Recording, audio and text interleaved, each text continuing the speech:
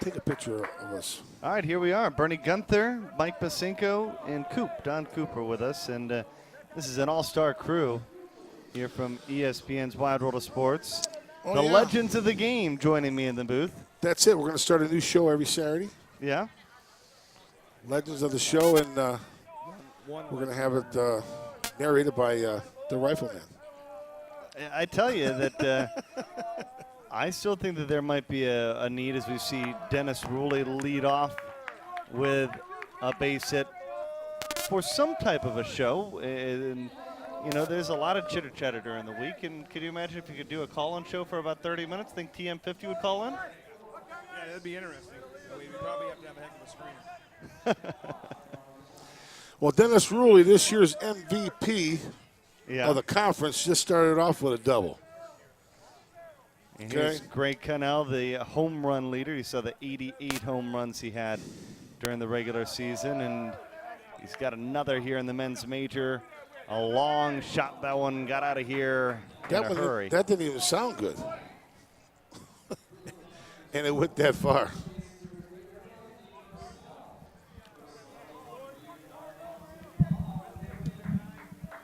Coop, your thoughts on what you've seen today?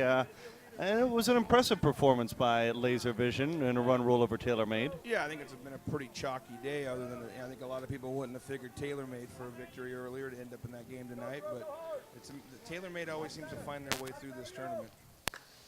Wasn't it TaylorMade that beat you guys at Dan Smith a couple of years ago, Coop? Yeah. Thanks, Mike. Well, no. You guys came back and double-dipped everybody, and you had a great tournament, and you won the championship, okay? No, they always do. Every year it's funny because everybody will write TaylorMade off early in the year. Well, why are they doing it? And it seems like they show up here and get 2, 3, 4, 5 wins every single year. Andy Purcell now is the hitter, and Purcell lifts that one back deep and gone for a home run. That'll make it 3-0. Yeah, you're absolutely right, Coop. That's exactly what happens. You know, when they come here and everybody, like you said, TaylorMade, they're here, but they ain't going to do any good. But they seem to put it together at different times.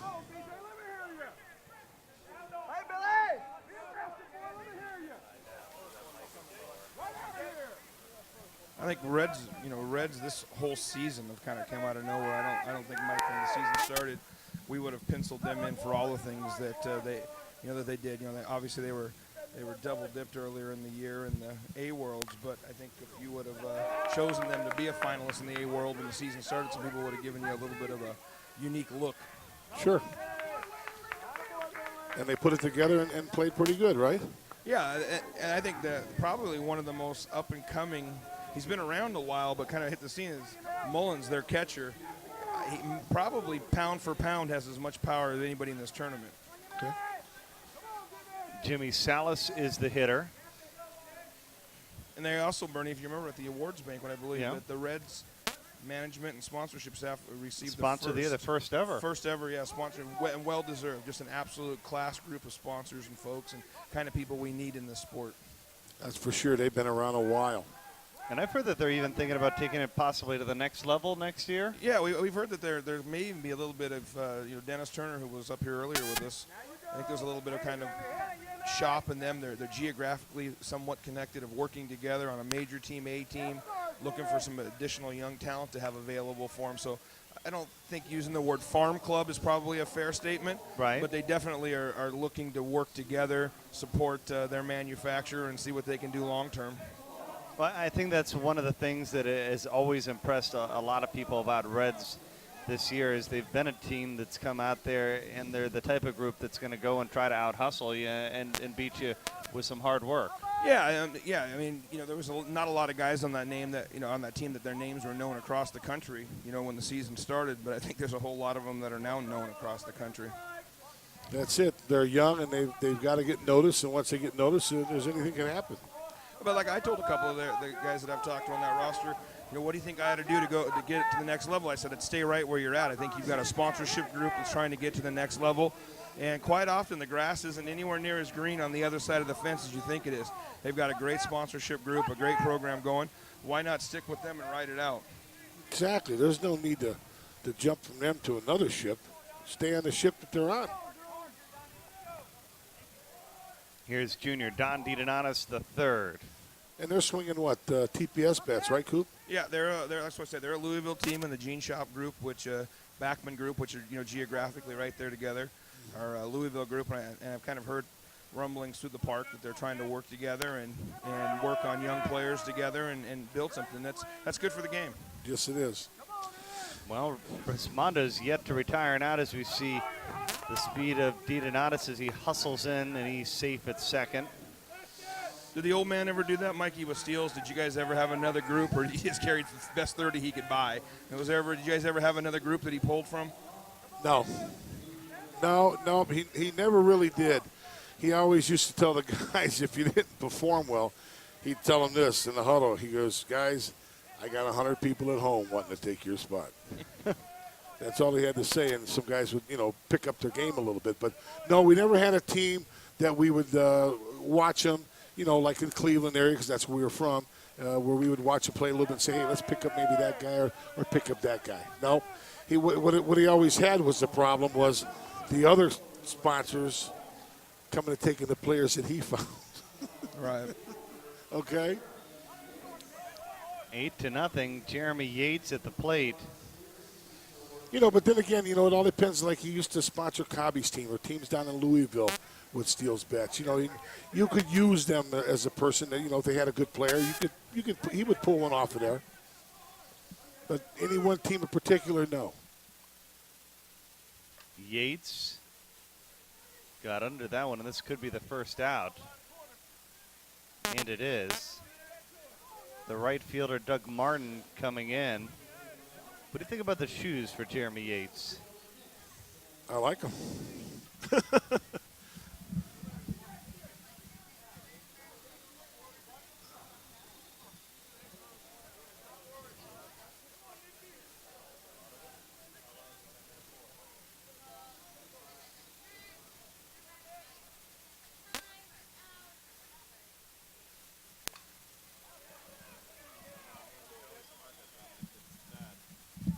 Santana gets to second. And Coop, I've always felt like this, big time softball. It's like a fraternity, just like a college fraternity. You're dying to get into it. You want to get into it, and it's the toughest thing to get into it, to be on the top 5, 6, 7 teams in the country. Once you get up there and you see those guys in the first top 2 or 3 teams, Baker, who played with you, he's playing with this team. The next year he might be playing over there, and it's like the teams, they kind of like switch them up here because, you gotta sometimes that chemistry doesn't work. You got to break it up, get somebody else in there, and try and gel it the way with another couple guys. Yeah, we talked about that earlier, Mike. That's been the strength of Resmondo, is that they haven't had to break it up. They've brought one guy in. They brought in, I can't remember the last year they brought in 2 people. And it's been the strength of their organization, and what they've done is to be able to, stick with their core, and obviously based around, Andy and Howie and the kind of the heart of the lineup. But it's I think it's been the sole largest competitive advantage they've had. Oh yeah, definitely. And like you said, 1 or 2 players. And this year they brought in the 2 players, Santana and that other kid, Jeremy Yates. Jeremy Yates. Those 2 guys, and both of them, they fit like a glove, right? Well, they're clicking on all cylinders tonight. 10 have scored here in the first, and they batted all the way around with just 1 out. And the question, we saw a head-to-head, Dean Rainey, Nordcap go back and forth.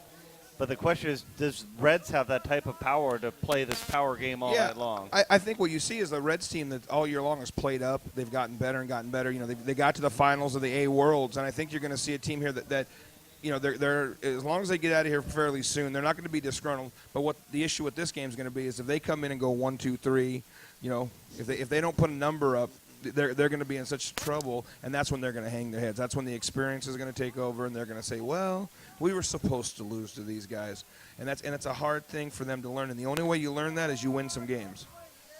That's it. You got to keep playing them, keep playing them, and keep playing them. Well, that was one of the things. If you talk to Andy Purcell or Junior, that they'll tell you is that they feel like they play the A, the B team so many times, and they've been in so many of those games that I guess the mystique, if you will, of playing a Steels for you, Mike, back in the day when you're playing these guys in 6, 7, 8 tournaments and they get you on one of your off nights, the next thing you know, they start to build confidence. You say, hey, we beat these guys and these guys beat Resmondo, and that's what helps you really get on a roll as well. Oh, yeah, definitely. Like Coop says, if Reds has a great game here, and even though they lose, but they have a great game, that's another confidence builder for them. Yeah, and it used to be like, I can speak from being on the other side as a young player coming up playing against Mike a couple of times in their clubs. We only saw him once a year. You were in awe. There's Steele, there's Team TPS, there's Androff, there's Masinko, there's Parnell, And that would be the only time you'd see him at your one major NIT of the year, and if you maybe two major NITs. That was before the conference. Then once the conference started, now you've got C teams that you'll see 5, 6, 7 times. Before long, they realize, geez, those guys just play softball like we do. Definitely a little bit of the luster gets knocked off, and that's what's been, I think personally, the best part of the game that the conference has brought is you've got teams here like Pure Romance that's not afraid to play anybody. You've got teams like the Reds that are clearly, up and coming. We'll play anybody, going to play them tooth and nail. That just didn't exist 15, 18 years ago. Yep, you're absolutely right. And they get the chance to play them 4, 5, 6 times. And even though you might lose them first 5 times, that 6th time you might then slip up and beat them. Yeah. And once you beat them that first time. Yeah, I remember the first time I ever played against Mike. I remember the first time I ever played against Dirk Androff. Those type of things. And they were always out in the Northwest. It was, either in Portland or it was in Seattle. And Mike and I have had these conversations as a young kid. And I went up and tried to pick their brains back then. It was definitely a different time. It was, you were definitely in awe. I remember the first time I ever talked to Carl Rose, I was scared to actually walk up and talk to him. Then, the same with Dwayne Nevitt and Wendell Ricard, and I ended up being Wendell Ricard's roommate and Dwayne Nevitt's roommate later in life. But the first few times, you're scared to death of them. Sure. BJ Folk beats out what could have been a double play, and there's 2 away, an 11-0 ball game. Now you just really got to get out of this inning if you're Reds. You have the confidence that you can beat these guys, but I think what you're also seeing here is if you don't think Resmondo sat over there and watched what Laser Vision did before, and they're not, and this is a case of, well, that was neat, look what we can do too. You definitely, right now, until someone proves it, they're the 2 big bullies on the block. Right. And they're definitely wanting to make sure that everyone understands that. Salas back deep and gone. A 3-run home run. And like we talked about earlier, Bernie, 21's a good number in this stadium. I don't care who you're playing, 3 runs an inning. Got 14 already. Yeah, when someone hangs a 14 on you, I don't care who you are, you kind of want to go, whoo. Yeah. It's easy to say, hey, it's still early, we haven't hit yet. But once you've hit, you can't say that anymore. Well, like the DeMarini game, and they were losing 11-0 after that first inning. They come in here, and you're thinking, well, what are they thinking? I said, well, you can't think too much. Just take your time and try and get a couple of runs. Next thing you know, they got 8. Next thing you know, they end up winning the ball game. Now, I don't anticipate Reds to come in and score 13 and then push the limit, but you never know. That's why it's such a great game. What they've got to do, though, is if they come in here, and get 4, 5, or 6. Right. Just keep it. The advantage they've got is the hammer right now. Exactly. Keep that buys them an extra inning of the run rule. Keep chipping away. If they throw 0, we might as well all head for supper. Right, and play within yourself, too. Yeah. Get your base hits, set it up, power hitters up, try to hit a home run. DeDonatis. First pitch missed inside. And that's the thing you see here is the first couple times, and I'm sure the Reds have got a few players down there that haven't ever played in this tournament, and it's easy to get wrapped up. You see Laser Vision chipping home runs out of here. You see Connie chipping them out for Resmondo. Like Mike says, what you got to do is go out there, and it's unlimited singles in this tournament as well. Everybody wants to talk about, it's unlimited home runs. Well, I've never run out of singles here. Oh. Junior says, how about unlimited doubles as well? Yeah, that's what I'm saying. Right. You just saw Junior do what Junior does. Hey, Junior can chip one out of here with the best of them, but he's a better hitter that way, especially with nobody on first base. If you don't pick it clean, he's still going to be safe. There's a guy that's won this thing 7, 8, 9 times, and he's still playing the game the way it is right there. That's right. Base hit, station to station. He gets a double, the next guy comes up, base hit, he scores. He goes to second. Now, Izzy's probably not thinking that same thing. No, yeah, you're right. That's Izzy. I forgot about it. Yeah. But, I mean, there's another hustle double. Yeah, exactly. Base hit, and you're on 2. Yeah. And that's hustle. Yeah. And this is also the Reds group, an outstanding long-term group, but they haven't been at this level either. You know, this is also going to be a little bit of a challenge for their coaching staff over there. You know, how do you respond to this when they come off the field in a second? Right. And the other question mark is here, you know, should we have seen a different pitcher here? I know it's underhand, I know it's slow pitch, but sometimes it's funny how just a change will change. And Sure. at some point in time, you haven't hit yet, and you still got to play to win this game, and you've got to do something different. Like when Norcap, they brought in Higgy. Higgy Yeah. did a pretty good job. Yeah, Higgy's been doing it for He's a been long time. doing it for a long That was time. a He's good a pickup veteran. for them this year. Exactly. Well, the home run derby's tomorrow night between the hours of 8 and 9. I'm not sure that Resmondo knows that they have to wait till tomorrow maybe for they the think home this run is derby. Friday night. Nick Santana's the hitter. Well, the best team has had the most impressive numbers so far. I would say if you look at where the Nick Santana is looking at left center field right now, like if I hit it there, I'm going to have to run around all of these bases. Exactly. Do I really want to do that? And well, yeah, because this isn't an adjustment. He can't hit another foul ball, but they haven't moved off of that line. And he went right there. It's going to hang. And it gets down. And look at him hustling in and slides in safely at second. And that's a little bit He's right going there go of, all a the Reds, way. of a Reds team just not being here a lot.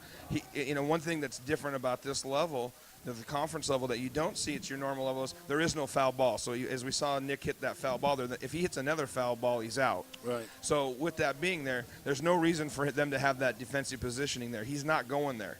So come Right. off the line in right field, and if he gets it up in the air that way, it's gone anyway. So you got to play to stop it right there, and that's just a case of, you know, not being here, and also a little bit it's hard not to have your head hung a little right now. Sure. And being, like you said, being young. What type of adjustments, Coop, do you see from when you guys play, you know, at a Fortune Road to playing in this big ballpark? Oh, it's dramatically different, and it's dramatically different, and it's also not always different, as in some people think, hey, I need my big bangers for a stadium. Sometimes, like, we've got a guy, and Mike's admired for a long time, and Jeff McGavin, Shooter McGavin, who's a phenomenal defensive player.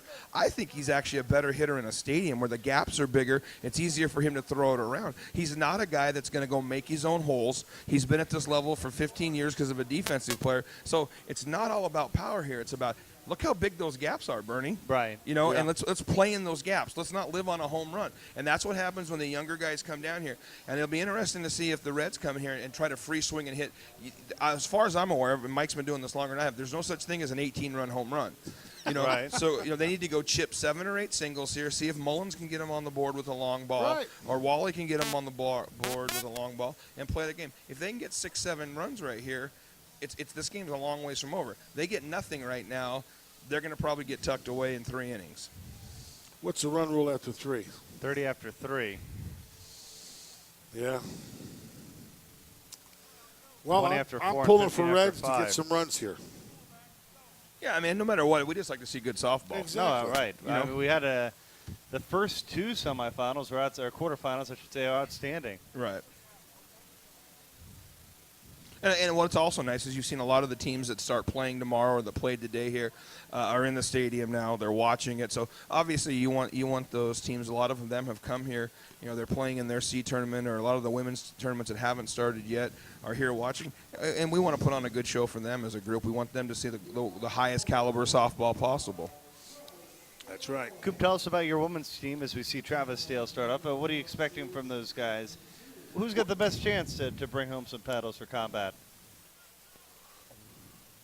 I didn't actually. Oh, your women's team. 'Cause Yeah. You guys are. Yeah. I think you the guys Derby. have I a mean, lot of pride. if I had to bet on something, I'd take the Derby girls all the way. I think they're gonna.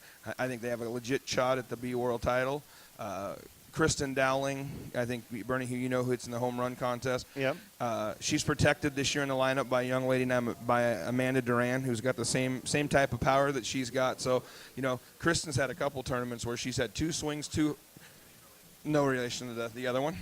She's had literally 2 at bats and 19 walks. Wow. You know, she's had a couple this year where she's had 2 home runs and 19 walks. So, you know, it's now Probably not even any fun for her. To be no, in that no, situation. and so she's in a situation now. So, but the Bullies team out there and the Easton Boom team. The interesting part of us is 3 of the top 4 rated B teams in the country are all from Washington, and the other ones are from Minnesota. So there's a hotbed both in Minnesota and Washington of this level of ball. But you know, there's great ball. And like Mike, I know Mike enjoys walking out and seeing the women's games and seeing the C games. There's a lot of great softball here, not just in the stadium.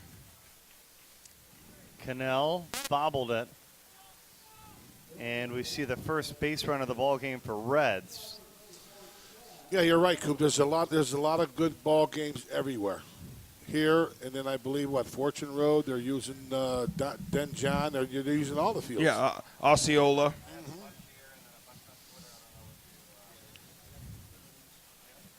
This is the Chad Mullins kid right here, Mikey, who just has an absolute pure power hitter swing. And where's he from? Probably Louisville? He's actually, I was talking to him this morning. I didn't realize he's actually up there by Dwayne Nevitt. He's a Kentucky boy he lives not too far from a living legend in Dwayne Nevitt. What's up, Dwayne? We had to say a shout-out to you tonight because I got to say hello to a couple of people for you, so we're saying hello to you, buddy.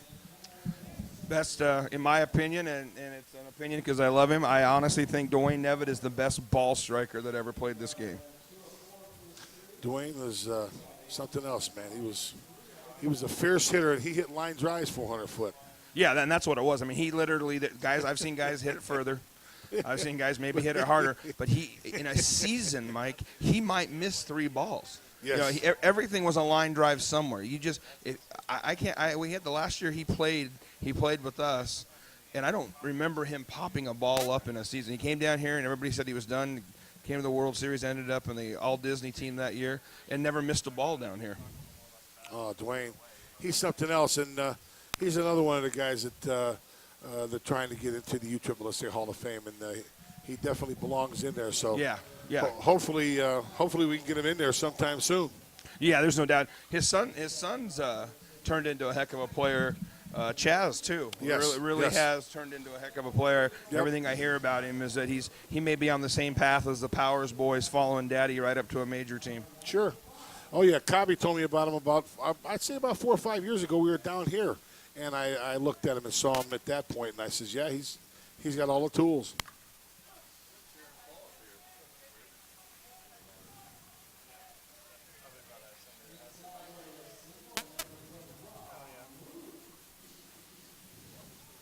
Well, we got a couple of runs here. We got 2 outs. Let's see how many runs they can get with 2 outs. I don't know what it was, but back when we did the dual event Coop back in April or whatever, it seemed like a lot of teams were scoring with 2 outs. I like to watch teams like that. You know, they get them 2 outs and they just keep scoring, keep scoring. Yeah, especially if you're the 2-out team and you're leading and you keep getting the 2-out runs. It's amazing how that can take a team and just tuck them away real quick. Make them feel real bad. Rob Roop is the batter. DT's up in the booth. Means he's about to give away a Z2000. If you want to tell us once again why you want to leave your mark, be sure to do that.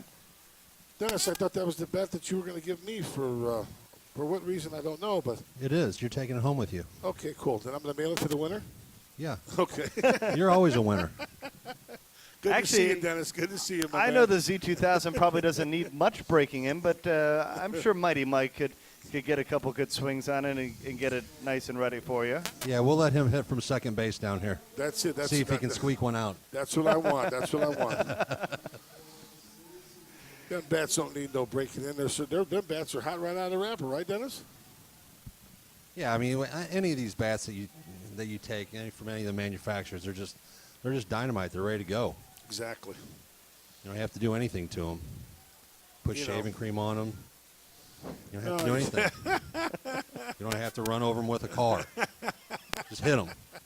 I remember I sold a guy a bat one time in Florida, and the next thing I know, the guy goes, "Mike, look." I looked over, and he was hitting the telephone pole with the bat.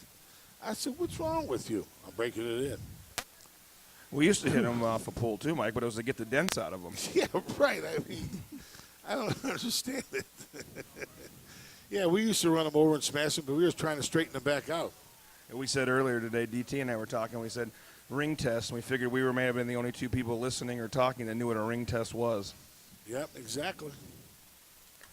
Well, tell us a little, educate me. Tell me about the ring test. Well, what a ring test used to be is, especially in one of the other associations, the umpires would walk in our dugouts in the aluminum days, and they actually had a ring that was 2 1/4 round, and they would drop it on the bat, and if it didn't fall straight to the ground without stopping, you couldn't use the bat. So they'd maybe, if they liked you, if you had an umpire that thought you were an okay guy, he might give the bat a little shake, and if it fell, he'd let it go. But if they had any ripples or dents that wouldn't go down, they'd take the bat and walk away with it, and you couldn't use it. So, and obviously in the composite eras, that doesn't happen. We don't have the denting. But it used to be we'd try to hide our bats from them because our best bats were ones that had nice fatigue marks down one side. So we'd hand them our new bat, and they'd ring test it. And then we'd take the one that was fatigued, and they'd look at us like, did we check that bat? I'm sure you did. Well, middle of the inning, why don't we get the old certificate out? Matt, can we bring DT on the air? We got the new Z3000 here. Why don't you tell us a little bit about the Z3000? Matt, can you pan over and tell us so we could get a shot of DT here in the booth? Yeah, we are introducing the Z3000 this weekend with some of our sponsored teams to promote the bat. It's not going to launch until It's not going to launch until February of 2014. It's going to retail for $299, but it's the first 3-piece bat. It's a joint that connects the handle and the barrel together. It's got a great swing weight. It's got a little bit of flex in it, but not too much flex to where it's whippy. But it has a little bit of flex to when you get it through the zone, it's going to almost help you finish your swing. But we've had a great response with it. Like I said, some of the guys have been hitting with it in this tournament, as well as the C's and the B's, some of our sponsor teams in these Worlds, and great response so far. So we're pretty excited about it. In our contest tonight, we looked through a bunch of good entries, but the winner is going to go to Jim Bubba Porter. Is going to be the winner, and he mentioned, I hope I leave my mark by teaching the youngest guys how to play the game the right way, preach and practice fundamentals, and lead by example. And in some ways, that's what Louisville Slugger and this is all about. That's how he's going to leave his mark on the game. That's what we want to see. And he'll be leaving his mark next year with a Z2000 out on the field. Most definitely. He'll be dropping bombs. There you go. That's what we're talking about.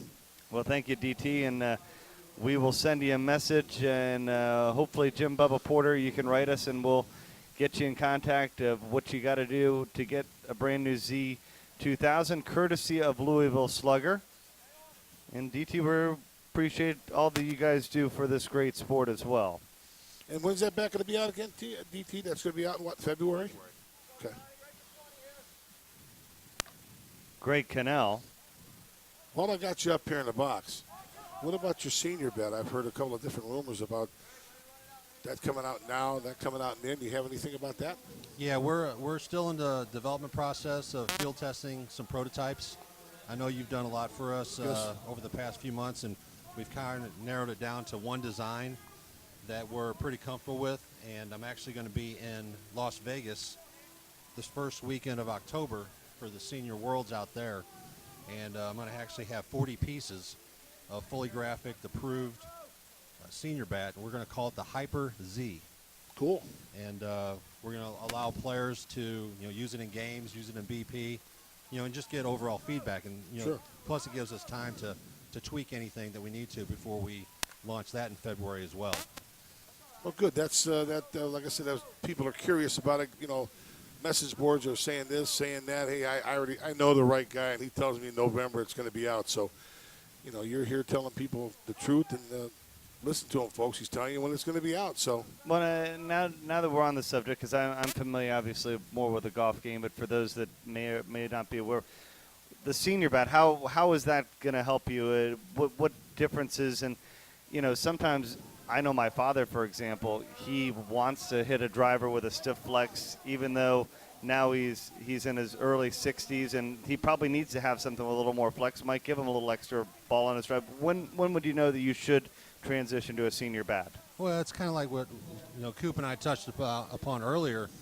in the earlier game, it's just, guys, there's so many different bats out there that you just need to try them all and just figure out which one's going to complement your swing, which one you like. And, they all have great performing bats, but it's just what's going to feel good to you. Exactly. You have so many different sizes, 10-inch barrel, 12-inch barrel, 13-inch barrel. You have a balance. End-load, you have balance. an end load. So it's just going to, that's why we're going out there to, let these guys demo it and get their feedback, see what they think. If there's something that we need to go back to the drawing board, it still allows us to do that, and we have time before we go to final production, before we launch in February. Yeah, that's the best way out there with the grassroots. And the senior game is Coop is in here too, and then Combat makes a great senior bat too. Is they made a Mike Masinko model in the past, and they keep continuing making great senior bats. And the senior program is something that I guess everybody has to think about at one point or another, because we ain't getting any younger. Yeah, and Coop and I talked about it earlier. With all the numbers of the players back in the 80s and 70s and 80s, these are the guys that are playing senior softball. Oh yeah, and that's where the numbers are at. And it they're loving it. Continues to grow. They're loving it, and they want to be able to hit home runs. So you got to, you want to try and provide it for them. Because I guarantee you, if you take the home run away from them, it's going to be like golf. If I can't drive that ball at least 250 yards, I might as well stay home. It's the first out here. I think you also have guys, Mike, though, that this is their first time they ever hit a home run. In some cases, Yes. we're in senior softball. Yes. And you've Yes. also seen guys, we've seen it a lot on the female side of senior ball, where maybe they never played ball before, but they were runners, they've stayed in shape. Yes, yes. You still need people to run the outfield at 60, 65, 70, and 75. I meet a lot of players at the senior events that I enjoy that they didn't start playing softball till 60. Their first exposure to diamond sport may have been in their 50s or 60s, and I think that's outstanding. Oh, yeah, that's amazing. I get a kick out of it, too. You're absolutely right. Those guys stayed in shape. A guy that played 5,000 games in his life, he could be worn out somewhere, where this guy's 55, and he can run with anybody, and he's out there having the time of his life. Well, there's three of us in this booth that we couldn't put one good body together. We got a question, DT. They're wondering about a one-piece bat and the Slugger Sonic possibly being released in the United States. Yeah, we actually had a Sonic bat probably about 2 seasons ago that we were tinkering with, and it never went to market. But we ended up using it as BP bats for guys and some of our players. But we are going to introduce a one-piece Sonic Plus. Okay. And we're shooting for next summer. Okay. So beginning of this next season, we're going to have some prototype demos out there of one-piece bat that we want to introduce to the market. And if it works, we'll bring it in. If it doesn't, then we'll go back and tweak. But there's a lot of guys out there that still prefer a one-piece bat over a two-piece bat. So it just goes back to providing different offerings of bats to different players. That for us, Sure. they can stay Louisville Slugger. If they want a one-piece, a two-piece, a three-piece bat, you go to the senior bat. So yeah, that's something that we're developing, as well as our senior bat and our Z3000. So we're pushing the buttons pretty quick to get back into the game. It's funny because it just shows you how the internet is. But I think it was about a year and a half ago, a gentleman calls me up and goes, "Hey, Mike, you heard anything about this Sonic bat from TPS?" I said, "What are you talking about?" So you go to Softball Fans, there's a picture of it. So I sent it to Hank. I said, "Hank, you ever see this bat?" He goes, "Not that I know of." Yeah, that actual picture was. 1 second. We got the third member of our team, Kristen Bedard, wants to check in with us, and let's check in with her and see what she's got. We don't want to forget about her. She did her hair for this one after the rainstorm. KB, what do you got down there on the sideline? Salas was wearing. So I caught up with him, chatted a little bit. He said they're just regular Nikes that anybody can buy. But what makes them special is he had them custom made into cleats. Now it's going to cost you a pretty penny to have them custom made into cleats, but he's trying to get his entire team to start wearing these neon orange Nikes. So far he has Nick Salas and Jeremy Yates wearing them, and tonight we're seeing Eisenhower wear them as well. So maybe it's catching on. It could be a trend that where the Resmondo's players are all wearing neon orange Nikes. Cleats, the game, it's really evolving, isn't it now? Yeah, I mean, it's just everything's customization. and what's going to cater to the players. Oh, yeah. Getting back to our one-piece Sonic Plus. The plus means it's going to come in a half-ounce load, 26.5, 27.5, 28.5 to offer, a different type of swing weight. So, we're pretty excited about that. We still have some time to make final designs and get ready for a July launch. Dukes wants to know the Sonic Plus will be a ASA, USA, USSSA bat, or will it be separate models? It's just going to, for right now, it's just going to be a USSSA bat. Okay. Thank you, DT. Yes, sir. Thank you for the information there. That should help some people out there with some questions. Now we're going to turn it over to Coop. Coop, what do you got new from Combat? Well, we really can't say anything because we've got 2 new player models, but unfortunately both those players are under contract with other bat companies for a few more hours. And so I see. until this weekend ends, there's one that's a real bad kept secret, and there's another one that's a really well kept secret. So, we're still very committed to the player. And we think that tying a product to a player and being able to send that player to the field to test, like we did with, like Steels did with you, Mike, and a lot of your other guys and we still just feel there's great value in that to be able to have the guy help design it and do it. And so, Definitely let the guys go out and hit with it. And hey, do you like it? Yeah, could you make the barrel maybe another inch longer? Well, sure. Let me go back and work on it. So yeah, that is the best way. Let the players hit them, and like Dennis, I know that, like you said, you guys are out there letting the players hit them, and that's the best way. That's the best way to do the bats is let your players work with them. The Vegas tournament I think is going to be interesting because DT is going to be down there with their new bat, and obviously we'll have Jeff Wallace in town, who's obviously our new spokesman for the senior market. He's embracing that he's an old man now, so we ride him a little bit. But J Dub's going to be representing us in the senior market going forward. And I think a lot of those players that are there have a high level of respect for Jeff and what he accomplished in the game, and so his transition over. So we actually just released 2 weeks ago our first Jeff Wallace centenarian. So we'll be kind of unveiling it full boat in Vegas. So I think if you're a senior player, it sounds like Vegas might be a place you need to be with Louisville launching their product and Combat launching their product. It's probably the spot to be. Definitely, that's a good one, Cooper. There's something that you can explain to the people. You come out with this new centenarian, and what you basically did, I think, is you combined the white centenarian with the black centenarian, and you made it one single model with one guy. Yeah, and what's happened with it is, for us on the senior bats, the quest for us is, unlike maybe some of the other associations, I don't know if you can build. I hear these guys talking about we're building a hotter senior bat. Well, I don't know how you're doing it. I mean, we are exactly. We know that you can. We are exactly on the limit. So what we're chasing right now is more durability. And I think DT's talk about they're chasing the same thing in that senior market. So our goal with that is we've changed some resins. One of the nice things with us being purchased by Bauer is we've redid our plant and redid our resin system. So we think we're finding some durability through that, and that's what we're chasing right now is the same performance we had, but we want to add a couple hundred swings to the 40, 50-year-old player, yet still give the performance to the 60, 70-year-old player. Which is awesome, though, because at the end of the day, that's probably the biggest thing that you want when you make that. You talked about the investment into a bat. Yeah. And you want to get a couple of summers possibly out of it. And I'll tell you what I think is the best thing for the players in the market right now is what's going on right here tonight with Louisville here and Combat here and Worth, launching their new stuff.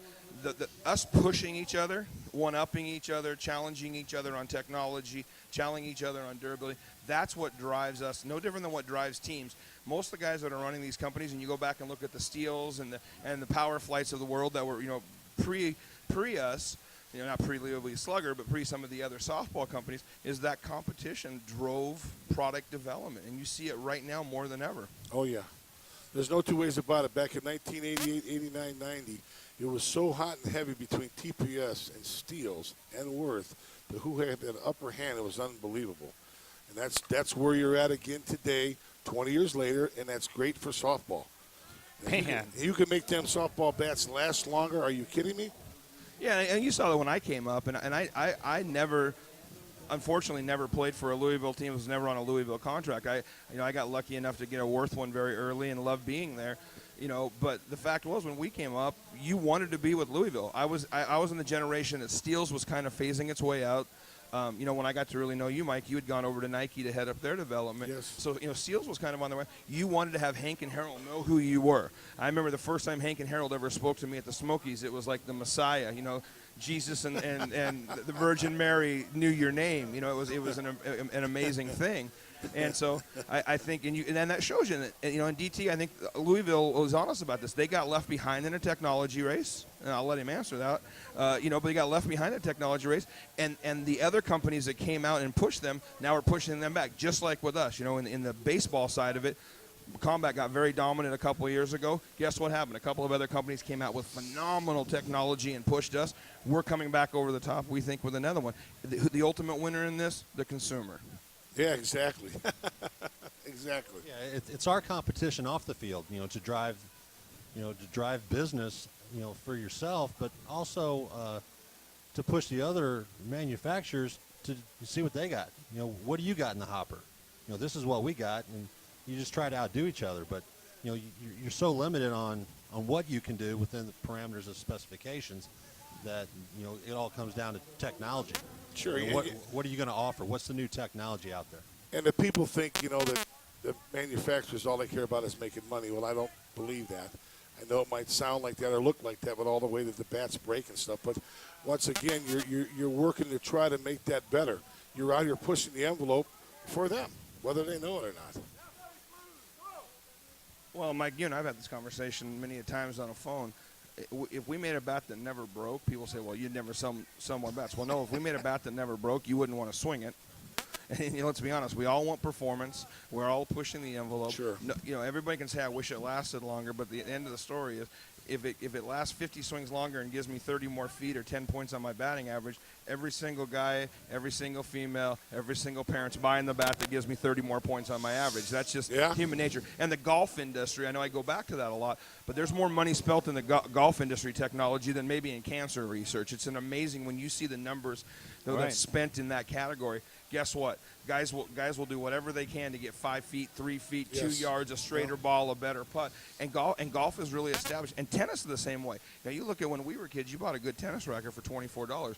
You know, go look what a good tennis racket costs you now. Probably you know, more than a softball bat. Right. There's no difference to that. Santana is retired frat number 2. Well, I'm launching this weekend the new Mike Masenko size 16 shoes whenever I get to Nike and buy them. Nice. You know, Mike, we were telling a story earlier. I don't know if Bernie asked you the last game, but we were talking.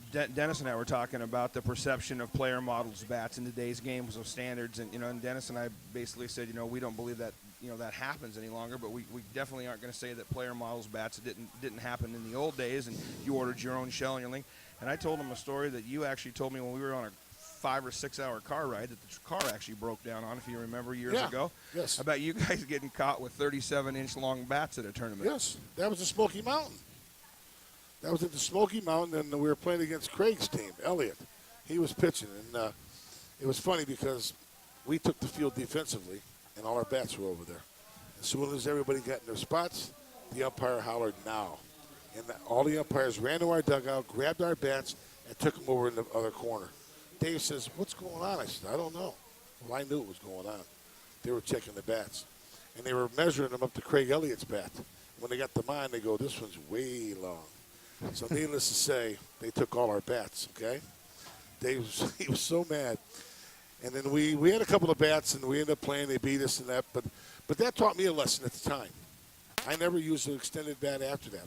Up to that time, you know, I did. I used 35 or 36 or whatever. The bigger the bat, the farther I think I could hit it. So, but I learned a lesson at that time. And yes, you know, we were using illegal bats at that time. But, you know, we got caught. And so, you know, we quit doing it. The thing that I think, Coop, I like the most, and I still have a short history, about 5 years of calling men's major World Series and coming here. And I remember the first year we were here, they had Steve Saluch down there behind home plate, probably scared that he was going to get beat to death by a bat. And they would hit a home run, and they'd bring it back, and they'd test it. And there'd always be this controversy that, oh, they brought the hot one out, but then you hit a 4-run bomb, and they're up, and that's the difference. But it does seem like, for the most part, a lot of the in-game nature of the bats, though not perfect, of how they get to 220 or whatever it may be, have been ironed out just a little bit.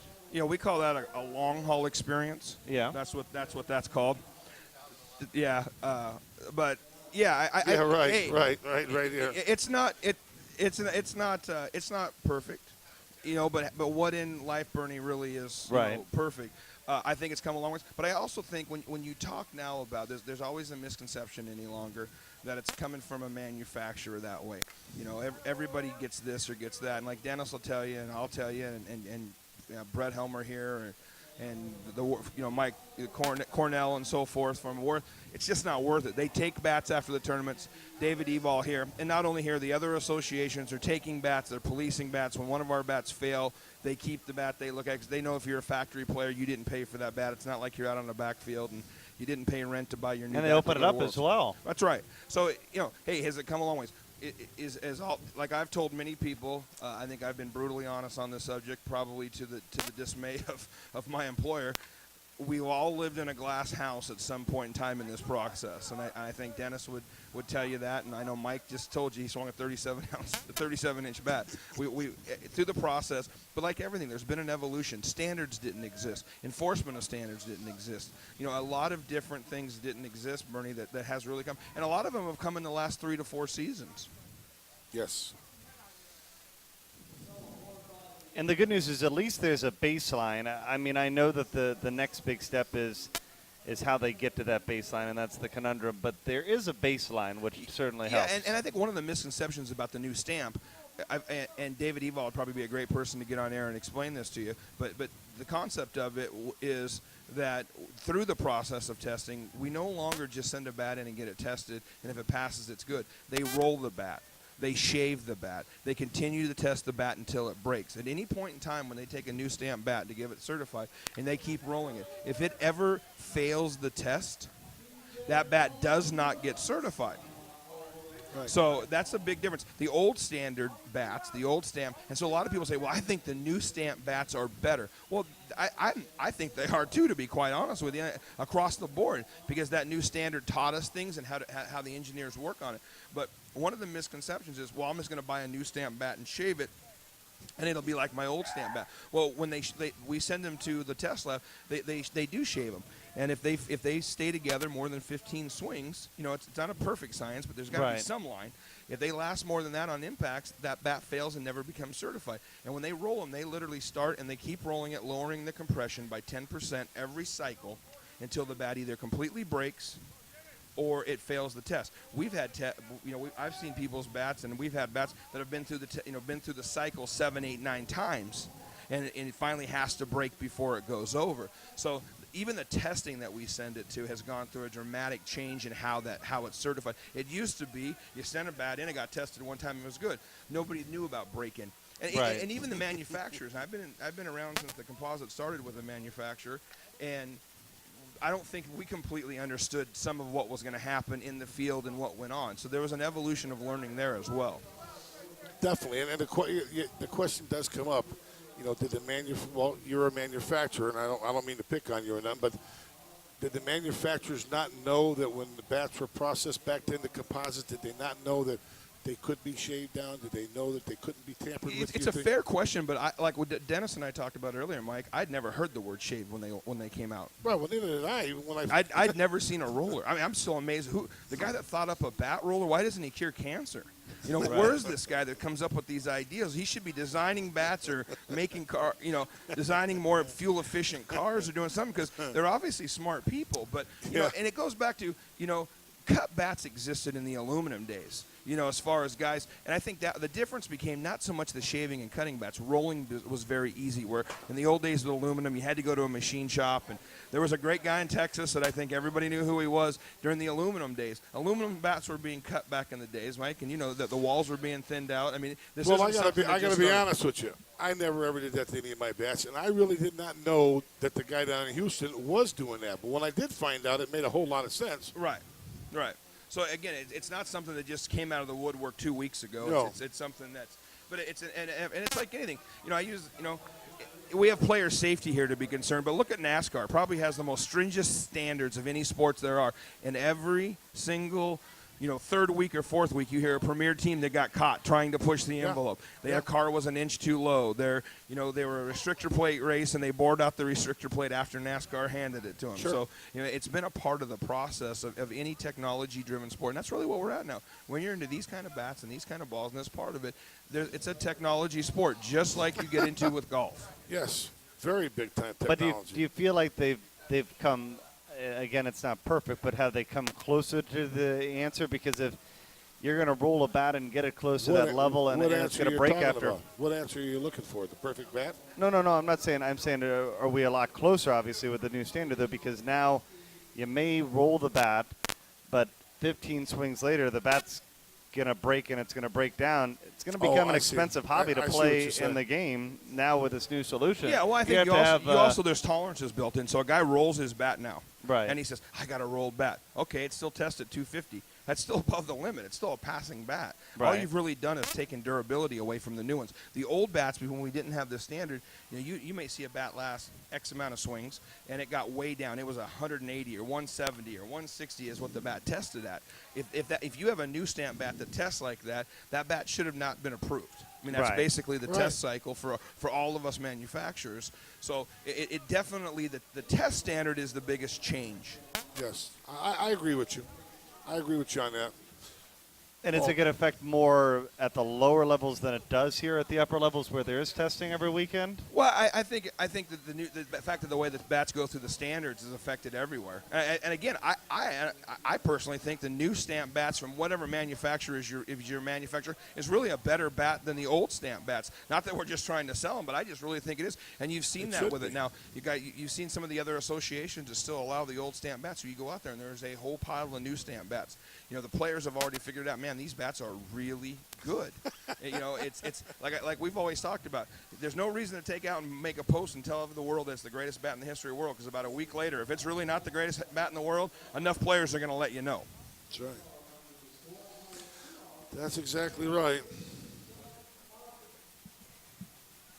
27-6, Reds 2 in the first 3, and the second 1 in the third. Well, let me ask you this, Coop and Dennis. They talk about player bats today. The bats that these teams are getting out here from sponsors, are they not the same bats that are being sold on the shelves? I'll answer for combat according to Dennis. I send a sales order in for the team. Right. It goes in the same place that every single one of our orders for a vendor is filled, no different than if it's for a softball team or if I send one in for Washington State baseball or Texas Tech softball. We send an order in, it gets processed. I don't have any control over it, where it went. Our shipping now, in fact, the new ships that right out of Canada. We just send a sales order in. They come no different than if you at Anaconda were ordering an order, Mike. That's where ours come from, and I'll let Dennis answer his. But exactly. But then the next one is what I'm saying is that's the same bat that your players are swinging, correct? Exactly. We're the same way. Everybody has that perception that the top players are getting different bats. That's exactly right. And it doesn't happen. It's not going to happen. The bats that they're swinging in these games is the exact same bat you're going to take off the shelf. You're going to go to the internet site. You're going to go to the store. It's the exact same bat. So that perception is just incorrect. Sure. And it's a bad rumor that gets thrown around everywhere, and it shouldn't be out there. These guys should realize that you guys you're making these bats as good as you can for them. Well, you see a guy hit it over the scoreboard, and you say that's not humanly possible. There's got to be some reason behind it. Then again, you got to look at if the guy's Great Canal or if it's this guy in the parking lot that plays Class E. And we talked about earlier, these are the best players in the world right here. Exactly. I mean, these guys are the best at what they do. They put the time in to make themselves great players, great hitters. Right. So it just comes down to how much time do you want to put into it to make yourself better. Do you want to get to this level? You want to compete at the level you're at. You want to be the best at whatever level you're going to play at. And it's like you just said, you got to put the time in. You got to want to put that extra time in, not just take batting practice one time a week, hit 30 swings, and you hit a bunch of bombs and say, well, I'm ready. No, I believe you really got to work at it day in and day out. And plus, by taking your BP and working at the game, you're going to break your bat in anyway. It's going to get to that point. You don't have to alter it or do whatever they're doing to it. Just take it out, get your buddy, let's go take BP. You'll break in your bat, and you're going to make yourself a better ball player. That's exactly right. And when you do alter it, you're taking away swings. Yeah, because durability's gone. Right. Exactly. You're right, Goop. All I can say is this, and I have the bat at home.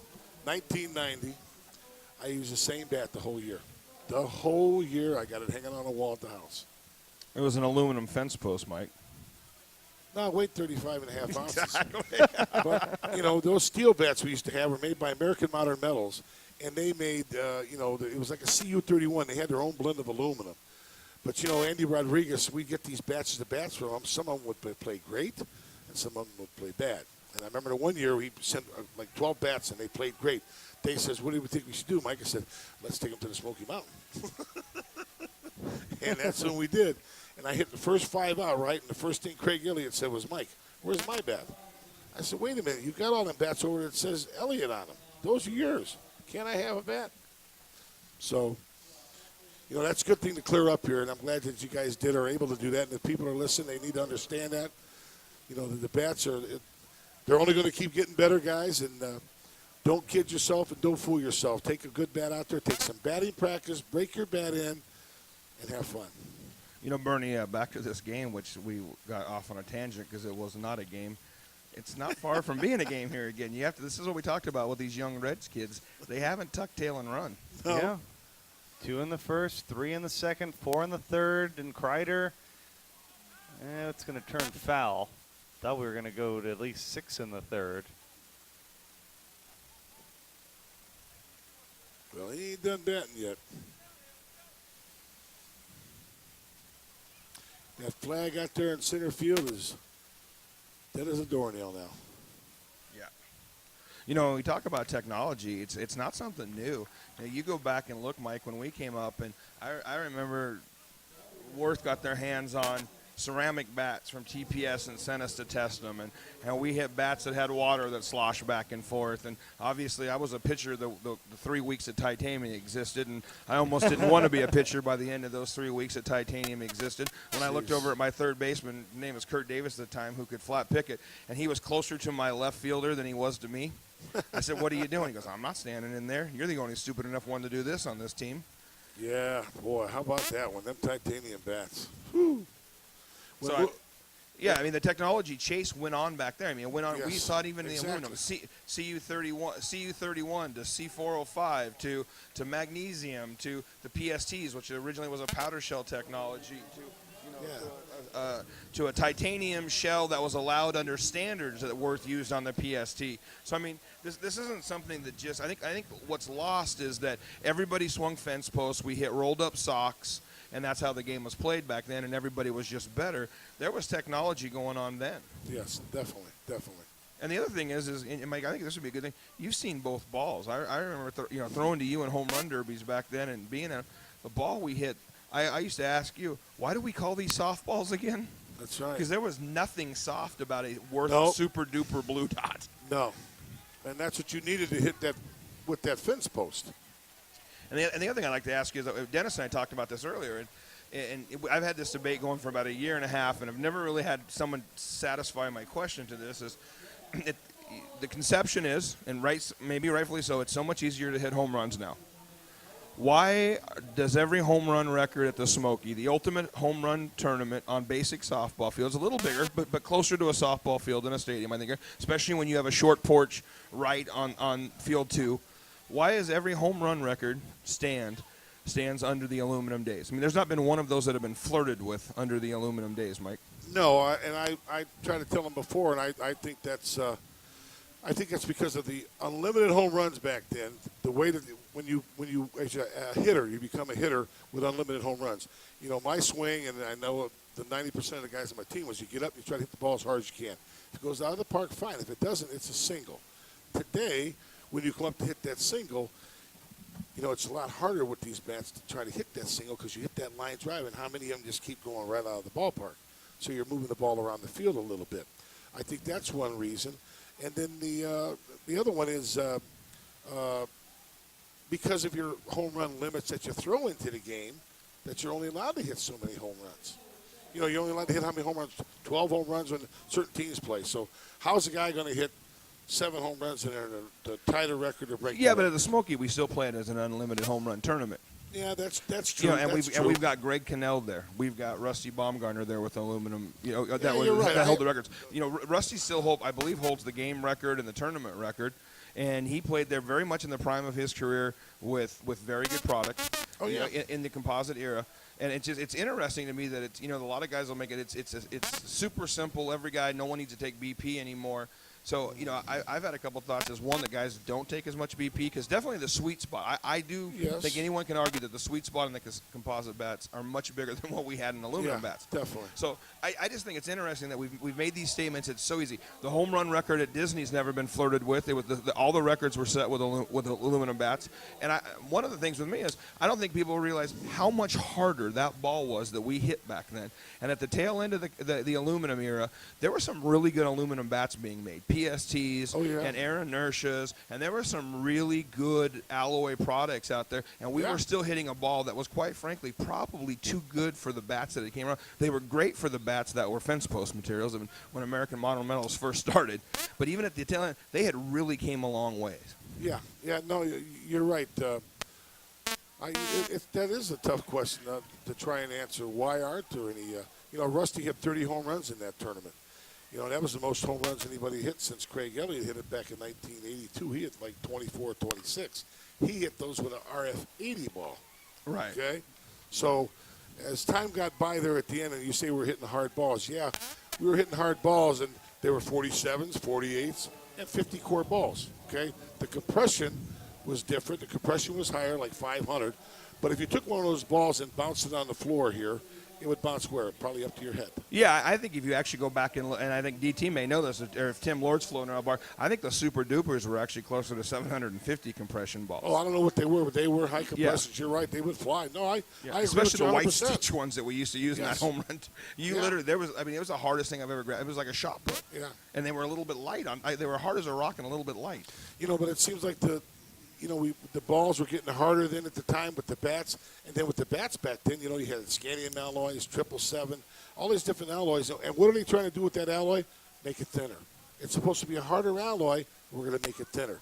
But meanwhile, it's caving in. So I'm glad that, you know, the softball era, the technology has taken the way that it's took, like ceramic bats. Ceramic bats. I'm going to go to the bat with a plate, okay? But, you know, but that is a tough question to answer, you know, because of those, you know, you got to think, you know, was it the rules? Was it the equipment? Why is it? That's a tough one. We're gonna have to work on that a little bit. Well, I'll tell you another thing about when we had the titanium bats when they came out with them. When I played with Richards that year and they passed those bats out to us, we all had to sign a waiver for $2,000. And if you didn't give them the bat back, you owed them $2,000. Well, I kept my bat for about a month, and I give it back. I says, here, I don't want the responsibility of me losing this or somebody stealing it, and I owe you $2,000. Yeah, I get mine back. The one, you know, Larry Perdue and Paul Drilling, they loved their bats. Well, yeah, Paul Drilling became a home run hitter. Yeah. He did. Yeah. I mean, were you with Louisville or Worth at that time, DT? I think I actually played a couple years with Paul in the latter part of his career. With that Sierra team? No, this was after. Was it after Sierra? I'm trying to think. Long haul? He played with Sierra, and then I think he came over to. I don't know if he came over with us with Resmondo for a year or not. I can't remember. Yeah, it's been such a long time ago. He might have. But the one question I wanted to ask you, Mike, is, you know, you've hit the titanium before, you've hit the composites before. When it comes to batted ball speed, you know, is there a comparison? Is one better than the other? Well, I think that the titanium bat, these balls wouldn't work with it. Okay, I think they wouldn't work with it. The titanium bat with the balls we hit back then, perfect combination. Yeah. Okay? But today, you take these bats today and try to hit those balls back then. Well, it's a perfect example. You know what the 52-300 does. Right. Okay? The 52-300 is not as lively as the 44-375. So, I don't think that the bats today would be good with the balls we used back then. Makes sense. The bats and the ball combo was perfect back then, and the bats and the ball combos, and I think 44 375 is perfect today. Do you think that there should be one ball used across everything? I mean, obviously it'd make it easier. Yes. But, I mean, it doesn't make it fair. I don't know if it makes it fair, and it doesn't make it any easier. Years ago in like 1980, we had one ball, RF80. That was it. Then they come out with the 47, the 48, and the 50. Then they came out with the T4000. Julius Tomar made it, and he sold that ball to every company. The T4000, the Dudley this ball there, they were all the same ball. But the balls today are perfect with the bat, 44 375, and the balls back then were perfect with the bats back then. What do you feel about the 52 core ball? Because I'm a huge proponent of it. I know it's a little bit bouncy, but the fact that it doesn't change in the weather, that if you have an 8 o'clock game in the morning or a noon game, the ball basically plays true. Well, I hit that ball with the testing procedures and the testing when the person was testing that ball. I hit the ball all summer long, so I like the 52 300, especially on 300-foot fences. Okay? 300-foot fences, that's a perfect ball for 300-foot fences because your home run hitters are going to hit their home runs, and even your other guys are going to hit some home runs from time to time, but not like they are with them hard compression balls. There's definitely an arena for the 52 300. Now, when you come to this ballpark and you play this game, you don't want the 52 300 out there. They come here to see some home runs. Well, do they? I mean, I've seen the 52, and I'm asking the question. I'm trying to make a statement. But Greg Cannell's hitting it out of here. Will it go over the Alamo sign? No. Brett Helmer is flicking it right over that wall where he's always hit it. The 52 300? The 52 300. Oh, yeah. That's so, what I'm saying. I mean, can a guy like Brett Helmer miss one out of here? No. No. But can Brett Helmer hit it out of here? Yes. Absolutely. Yeah. So I guess that my question is, I think it's a safer ball. If everybody wants to talk about different things, I think from a safety index, we've all seen those specs. That's exactly right. And from a playability standpoint, it is a playable ball from a temperature. Yes. Yeah, I mean, Dennis made a point here. Does it bring integrity back to the game? That's another whole other issue. But if you want to talk about soft bats, we all know the soft bats don't work with 52 core balls. Well, I'm not so sure about that because I haven't had the opportunity to sit there and try different soft materials with that ball. But, I know that that's the claim that with soft materials that it's a little tougher with the ball. But, like you said, I think it's a good ball, 52 300. The guys don't like it because it bounces. And it bounces because the compression is higher than the core. Okay? That's why it doesn't. If the core was higher than the compression, if it was a 44 375, the ball hugs the ground right here. It doesn't get any higher than that. You put that 52 300 out there, it's going to bounce all over the place. It's just no. There's definitely a bounce factor there. No argument. But you're right. It definitely is safer. It's a great effort. I know all the 2,000 pounds per square inch, and it's 400 pounds per square inch for the 52 300. How about Howie Krause there? I don't know if Mike, that's Howie Krause with a triple. Jesus. The last time Howie Krause had a triple, I'm not sure when it was. I think it was triple scoop of ice cream. And, don't get mad, Howie, but Howie's a guy that we've talked with a pop-up slide. Howie's a great baseball coach at the collegiate level, but there's a guy right there that we keep hearing is going to quit. Howie Krause might be as good as he's ever been right now. Oh, yes. He is a stone-cold murderer, one of the better defensive first basemen to ever play this game. Phenomenal footwork over there. I just had a home run derby contest and a game and some special stuff up in Cleveland a couple of weeks ago, and he was in town. He came out and hit for me and did a great job. And there was Ronnie Fields and Buddy Wolf. I had about 7, 8 guys, and he did his usual thing. Got out there and just was smoking them over top of the bleachers and everything. And I've known Howie a long time. I knew his father. His father was a tremendous softball player. He was a big guy. His whole family's nothing but softball and baseball, every one of them. Getting back to the 52 core ball, Coop, the 52 core ball should be played in 300-foot ballparks throughout all of the associations.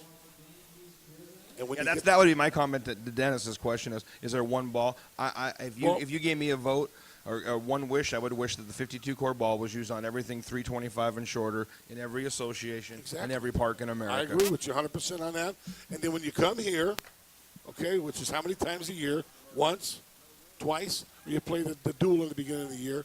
And I don't know how many other tournaments they play in stadiums, but then that's what you would use this the ZN. And the only question is, you know, how many balls, you know, like I asked the question next year about the balls. Are we going to be going to 52 300s in a couple of different associations there? You know, do you know? And the reason why I want to know is so we don't make that ball if we're not going to use it and have it sitting on the shelf. But he don't have no answer. Well, one of the other associations is it's mandatory January 1 with Right. the 52-3. Right. But are you allowed to still use the other ball, 44 375? No. Okay, but in your local leagues? No, it's across the board. Okay.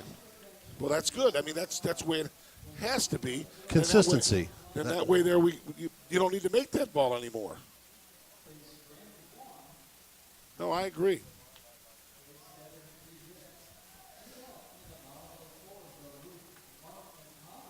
You know, like say you're 40 core 325. That compression is still so hard compared to the core, ball flies. Right.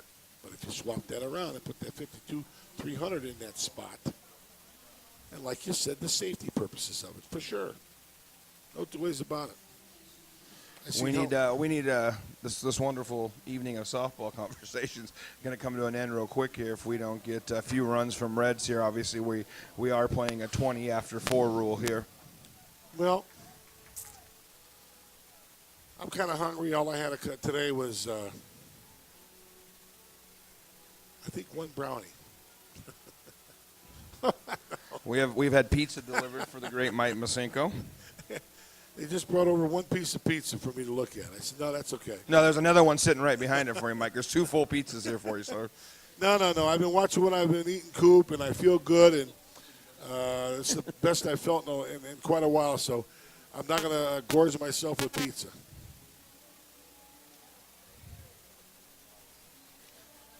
You know, it's probably a question Bernie says I'm not. I don't know if Bernie's going to let me ask this, but I'm going to ask it because Bernie's actually doing something else. It's been about 4 posts here, Mike, and I'll ask the question: is what's your take on steroids in the game? It's been about 13 people text this and have asked it, and they all want to hear from Mike Masenko. And what's your take on that? I want to take on steroids in the game. Well, you know, today it seems like it's really, really gotten out of hand compared to years ago. And I can tell you because I've been around for so long, and I can remember in the late 70s, alcohol guys used before the game. In the 80s, weed. After that, cocaine. And I seen guys. I watched them. Some of my teammates. And then as time goes by, next thing you know, PEDs, steroids are involved in the game. And it comes down to that old attaché about a football player when the guy across the line from you keeps beating you to death. And you know he's taking steroids. Now you're going to ask yourself the question, do I want to stay here and make money and try to contend with this guy, or do I take less money and I go home? I think that's the way it is with softball. These guys want to play so bad, so much on the upper level, and they want to get there so fast, so quick, that it can hurt them. But doesn't it break down your body after a period of time if you continuously take it day in, day out? You know, you want that quick fix. You know, we talk about it. We talk about that quick fix with the bats. Yes. We talk about a quick fix with your body. Yes. So I mean, it's just, you know, you're going to break down the bat. You're going to break down your body. Oh yeah. It all comes down to durability. Yeah. Yeah, and if you, oh God, I've known a couple of guys and they passed away from the use of steroids. I know it was because I seen them, and when I heard about what happened, I said, yeah, he was pretty rough with the stuff. So, you know, like I said, during the different courses of our time playing softball, back in the 1988, 89, 88, 89, 90, we tested in the ASA. Okay, that's another association, but they tested back then because the Olympic Committee gave them money for it, and we did the testing. And was it stringent? Was it? Oh yeah, it was stringent. Guys got definitely booted out. Yeah, they caught guys and suspensions. yes, they were suspended. Guys didn't get to play, and some guys that wouldn't do the test, they got suspended. One guy was the MVP in 1991, and he wouldn't take the test, and he got suspended. Didn't get to play next year. Interesting. So yes, is it any worse now than it was back in '95? From what I read on message boards and talk to people at the ballparks, I hear guys overthink. I got to say, yeah, it's worse than it was ever. Because it's Yeah, more- It's a quick fix. But believing a message board will lead you down a pretty bad path. Oh, yeah. But you can't I mean, believe them. You can just read in between the lines how the guys are going back and forth and back and forth. I mean, you looked at some of those teams back there. Again, I all I did is get beat up by them. They were big guys back then. Oh, there's no two ways about it. From my standpoint, Dennis, I like to hear you take. Does it occur? Absolutely. Did it occur back then? Absolutely. Is it occurring in the NFL as we speak right now? Absolutely. Yes. MLB? Absolutely. Is it here? Absolutely. I honestly don't think it's any worse. And I'm not saying that's good or bad, but I think back then, and I think the one difference is we didn't have message boards back then. We didn't have live streams like this tonight. We weren't discussing these type of open things. Maybe it might be the last time you hear all three of us on the air after we get chastised for having this conversation on an open air. But the fact is, what do you do about it? This is still an amateur sport. This is still a sport that the associations bust their butt to get right across the board. And you're seeing a place like Major League Baseball for years are still struggling with it. The NBA is struggling with it. The NFL is struggling with it, with millions upon millions and billions upon billions. And I know it's easy for a guy to hop on a message board and say, test everyone. Right. Where's it coming from? How are we doing it? Yeah, who's going to pay for it? Yeah, exactly. You have a hard enough time with the bats. Now you're going to throw that in there. Yeah, no, that's a good question, Don. And I don't have an answer for you. All I know is that it is out there. That's for sure. Well, okay. I mean, they're grown. These are grown men doing it. They know. Oh, yeah. They know the repercussions. And no one's putting a gun to their head. Yes. They're doing it on their own will because they feel it's going to make them a better player. Does it make you a better player? Probably not. Does it really? No. Players have talent. They have skill. Right. You learn that. You develop that.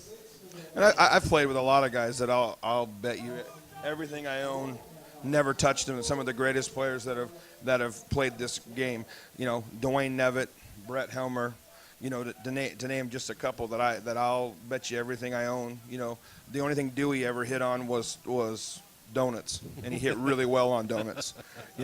Carl Rose hit really well on donuts. So I think that's it is what it is. It's a subject that we can't solve here, Mike. No, you can't solve it here. And as I said, I'm not so sure they were trying to solve it back then when they did the testing. But it was part of the deal to get money from the Olympic Committee to put towards a softball program because we were trying to get softball into the Olympics. And after the Olympic Festival, and after what was done there by some of the players, it was thrown out.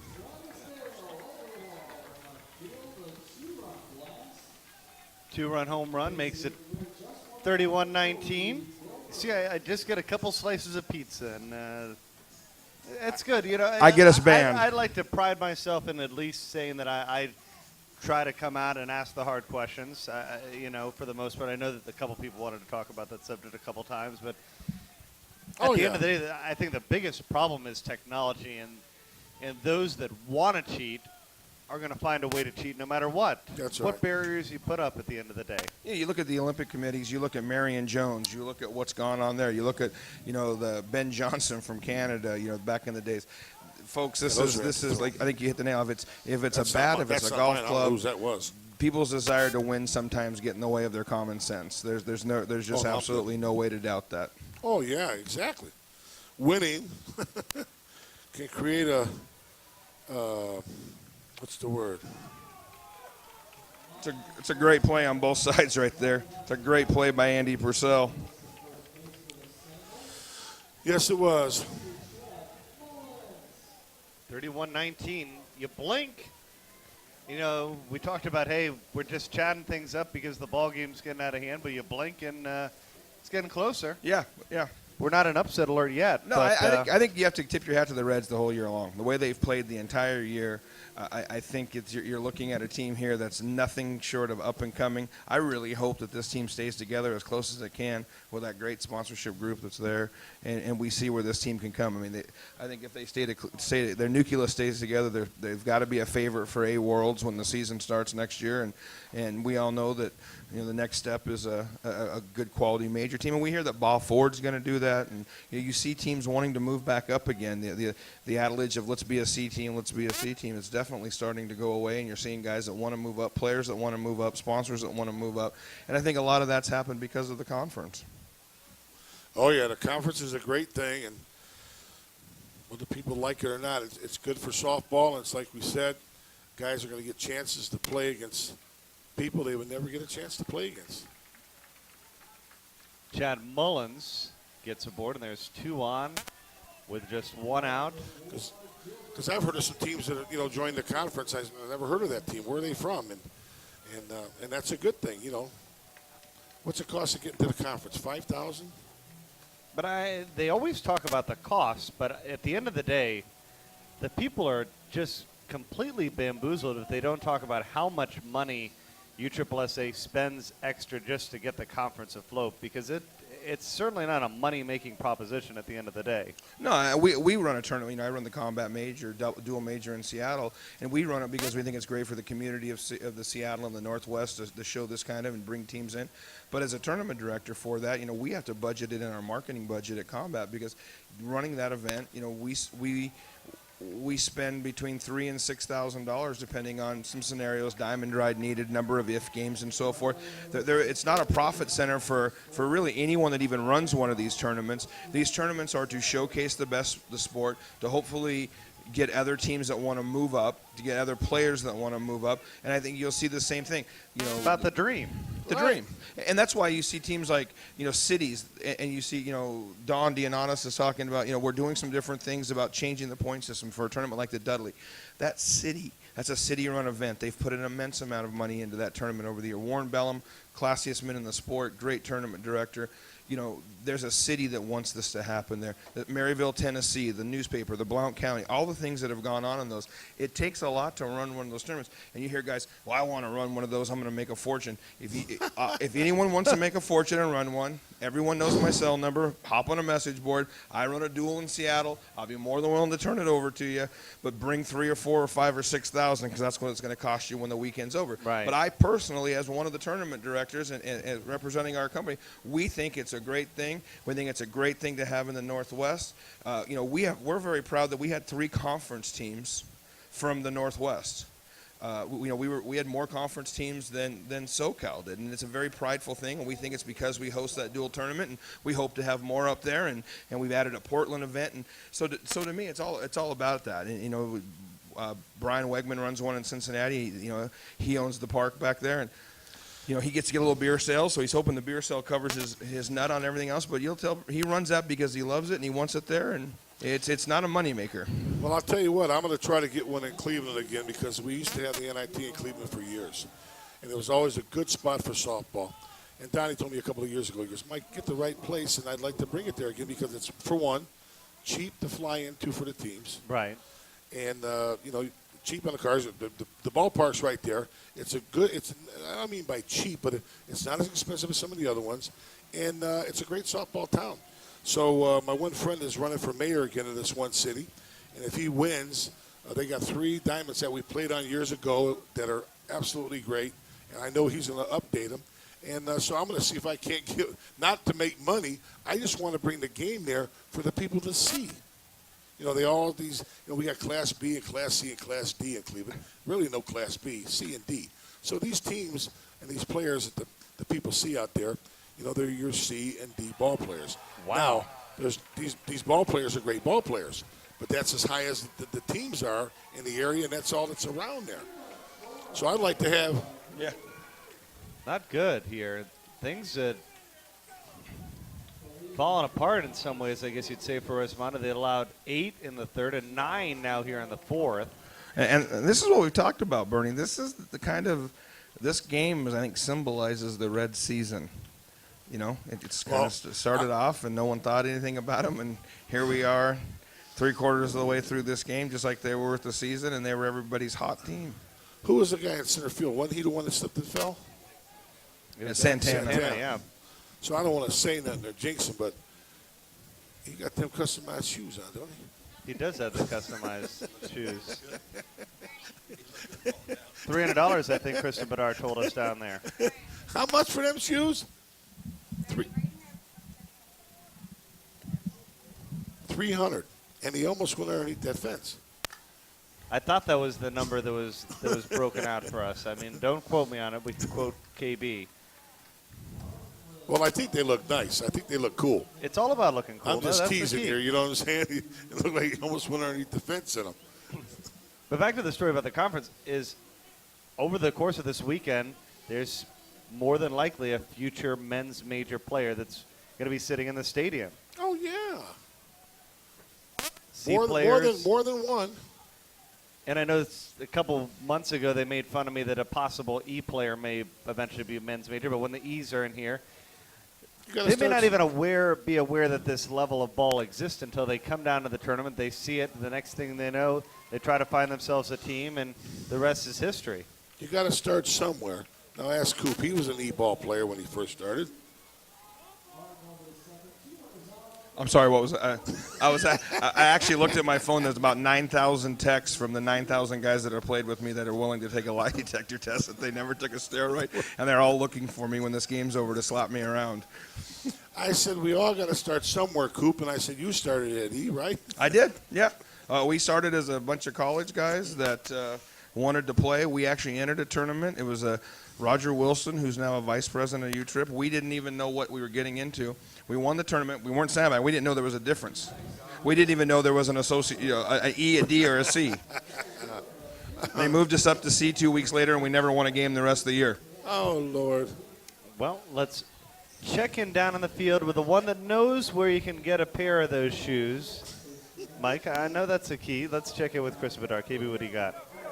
Well, since the first inning of this game, Reds Astros has not let the Resmondo lead get in their head. They've continued to chip away, keep a positive attitude, knowing that every at-bat matters.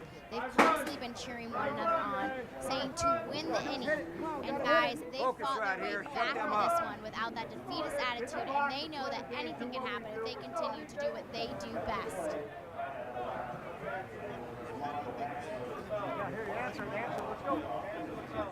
They've been in many of these games over the course of their time. But the pressure starts to get on when you see you give up 8 in the third, you give up 10 in the fourth, and especially if you can have a quick fifth inning, you start to, I mean, I don't know, would you start to question yourself in this type of game, or you've just been in so many big games, Mike, that you just know you keep drumming along? What, if I'm Reds Astros, is that what you're saying? No, I'm talking about Resmondo on the right. Resmondo Yeah, side no, because the momentum starts to shift. I wouldn't be hitting no panic buttons. You know, now you get up to 2 runs and it's about in the 7th. Yeah, but at this point in the game here, just stay within yourself here. Who's leading off? BJ? You know, is he going to try to hit it out of here or try to get a base hit? And I think the other thing we have to remember, this is a team that played in the A World Finals. You know, this is I don't think when Resmondo walked in the park tonight, they thought this was free. Right. They knew what they were fixing to play here. A great up-and-coming young team with some great power hitters, and they knew what they were getting themselves into. Oh, yeah. Good question that they asked about maybe making a USSSA major event coming to Canada. I know that's your neck of the woods. What's the odds of something like that? I think there is. We're actually there's been some meetings with Mike and the folks from Canada, from Softball Canada, and some other folks up there. I think, you know, we had a Canadian major team last year that tried Farmer Park Combat up there that, you know, they got their feet wet. We've got some players that are playing down here, Frank Henry and Jeff Grouse, and you know, I think it's on the radar. I think it's on the radar to get them down here. I'd like to eventually see a spot in the major. I've pushed for a spot in the Major World Series to maybe go to the Canadian champions. I think that there's a market up there. They love the game in Canada. It'd be great to see it. That would be pretty cool. That's that was a murdered shot right over the there. scoreboard, folks. How about that? Wow. And there's no wind. I mean, that ball was smoked. Whew. I think that'd be. So if they- you saw it expand with the military team, which was great this Yeah, year. that's the greatest thing. It was unfortunate the military worlds got rained out. It Right. would have been great to see who got to come here decided on the field. And I know they tried everything. I've heard horror stories of 5, 6, 7 inches of rain down there. They tried everything they could to get them up there. If you've ever been up to the Canadian Championships, I've had a pleasure of going up there and working it many a times with Johnny and Rusty, and we've gone up there. And I know Mike, you've been up there, and some of the other, Helmer and his crew have been up there, and we get up there and they love everything, and DT and so forth. It's great, and it is great up there. They love the game. They haven't played as much U-Trip yet. The pitching probably isn't quite as progressed up there as it is down here, but the hitters are. And I think it'd be great. I think it's something that we'll see. I really do. I think in the next 5 years we'll see that, Bernie. I think it would be an awesome thing to expand the game globally. Obviously, there's a border battle. Yeah. But, the difference between a border battle that happens on a weekend or a pickup tournament that gets put together and the conference is overall, this is something that can be played from April is when we start the Hall of Fame. And that's the crazy thing is I sometimes forget that slow pitch is even going on because we go to the NPF, we go to the youth baseball, we go to the fast pitch, and then suddenly the conference is back upon us. But you guys have been playing all summer long. Yeah, all summer, and then earlier we were talking about people were asking, are we coming to Toys for Tots? And you have winter nationals and winter worlds, and you have the Toys for Tots tournaments. It's really become a around the year thing for all of us. And senior softball plays a lot of their stuff in the winter, because they want to be in climates that aren't 1,000 degrees when you're still 80 running around the field. So it's most definitely, I'd be great, and I think the sport's growing in Mexico as well. It'd be great that in our lifetime, if we could see something like that, where we were seeing North America represented in these tournaments. Izzy at the plate. Want to give a shout out to Special Forces and their nice run at the D Worlds. They've been hounding me to try to get some airtime on tonight's broadcast.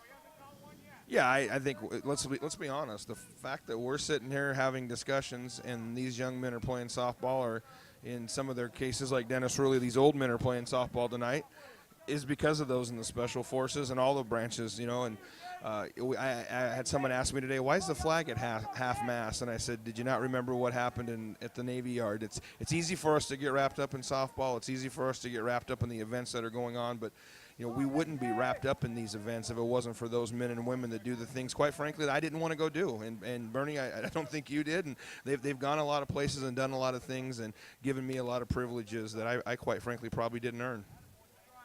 Hey, we are certainly blessed beyond measure to live in this country. I've gotten an opportunity to spend some time overseas covering the Olympics, and I'm always happy to get back to the old USA. I'm sure after going a month to Russia and Sochi, I'll enjoy some of it for a couple days, but I'll be ready to come back. I had the privilege a couple of seasons ago to go over to Ireland and to England and do softball clinics, and what a refreshing kind of crazy thing to be going on, that I'm standing in a great catch, absolutely great catch, to be standing on a grassy field in Ireland teaching softball. It tells you what a global small world it is. A guy walks up to me and says, do you know Dennis Turner? And I turned and looked at him and said, yeah, I know Dennis Turner. And he goes, well, we swing Worth over here, and this is when DT was still there. He goes, he's a great guy I've never met. And so I'm standing in England. I said, well, you know what? He should be up by now with the time change. We call him. So we're standing on a pitch in England. I called Dennis and get him on the phone. This guy was so excited to talk to DT. We were teaching hitting in the middle of no fences, no diamonds, no cutouts, 45 teams playing in a tournament with great big open field and throw down bases.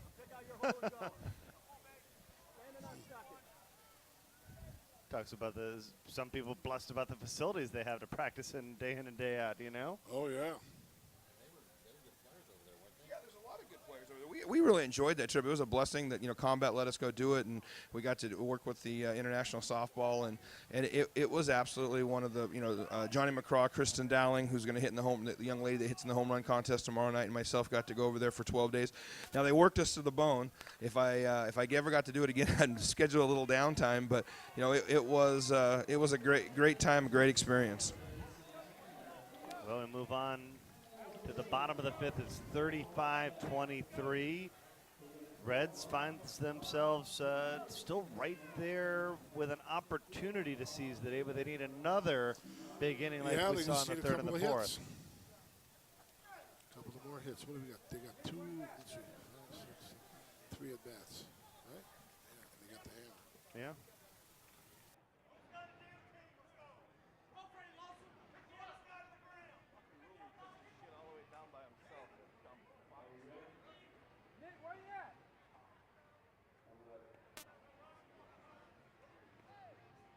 You asked me, Bernie, about who I have in the home run contest tomorrow.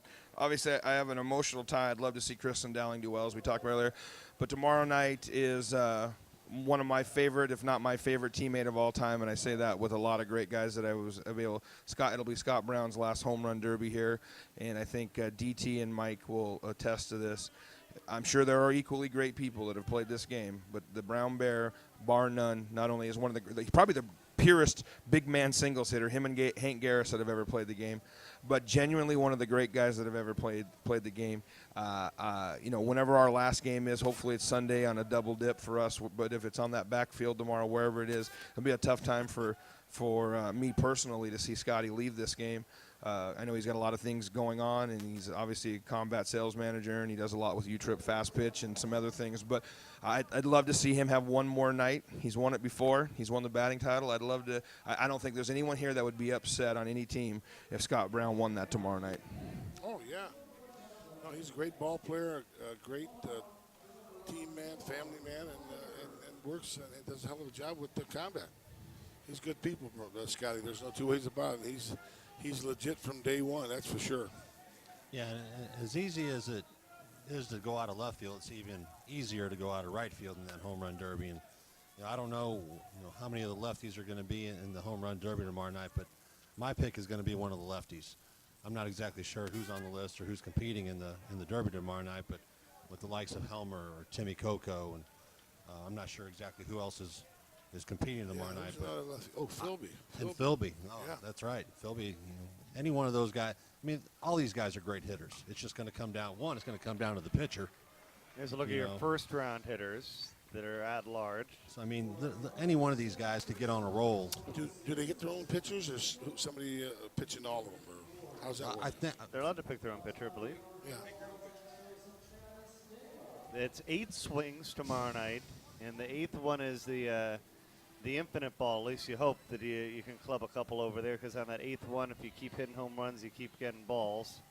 But you get 10 pitches and 8 swings. So if your pitcher isn't helping you out, you still got to swing at one. Right. and looking at this list, Rusty Baumgartner, Timmy Coco, Scotty Brown. Wow. Chad Mullins, Greinert, we hit him over the flags yesterday. I mean, you got Kristen Dowling, obviously, so. And that's just in the first round, and 4 move on to get in the second round. And the 5 to 20 after you get those at large, that's based on the regular season home run. Yeah, there's so many good hitters in that list that it's just going to come down to getting on a roll. Exactly. It's going to be really exciting. I can't wait for it. You got to feel comfortable getting the groove. And how many rounds are there? We got the first round. 4 are going to move into the second round, and then there'll be round 3 and 4, where in round 3, 8 players will advance, and the last round will be down to the last 4 players advancing. And Bernie, what time does that coverage start? It'll start at 6:30 on ESPN3.com, and I've tried to warn as many people as they can that if you don't have ESPN3, you need to work on logging on. Tonight's a good night to check it out. I'm sure ESPN's got something there. Go to watchespn.com. Make sure you can authenticate, log yourself in. If you can't log in, do like I do. Matt O'Hara, I have DirecTV. Matt O'Hara has Bright House. I have his password. He trusts me with that, and that way, at least I type in his code, and I can watch Saturday afternoon college football. And if you don't have ESPN3 or the Watch ESPN app, you're missing out, because there's a lot of great college football games on Saturday. It was funny you said that. My wife Shannon gave our code out to a couple people in the stand today that we know. Kristen Dowling's family's actually here. Believe it or not, I found this amazing today. First time she's played for me for years. First time I've ever met her family today. Wonderful people. It's the first time they've ever seen her play. So they came down not only to watch the women's tournament this weekend, but to watch that. And Grandma, I believe they said, was 89 years old at home, couldn't make the trip. She has had the same thing, satellite TV, so we got her set up with our password so she could watch her granddaughter not only play the game tomorrow morning, because that happens to be on a field being live streamed, but hitting the home run contest tomorrow night. Mullins. Wow, he just tagged that ball. Back and gone. Kokomo said that that's who she's going for. Yeah, He's we going talked for it. about Mullins when the game started, that's one of the best pseudo-young power hitters, maybe young to the scene. Great kid out of Kentucky that absolutely is. He's a home run hitter swing. He just mashed that ball. Yeah. Something about them Kentucky boys. No batting gloves, no teeth. I mean, just dirt. Just dirt. Yeah, them Kentuckians, man, they're rough. You got to watch them. You give Dwayne Nevitt 12 Krispy Kremes literally 12 Krispy Kremes and Mountain Dew, he'll hit all night. He's a wind-up toy boy, I'll tell you that. Wind him up and let him go. Wally Maybrier now. That's what we have to do to Paul O'Leary in the morning.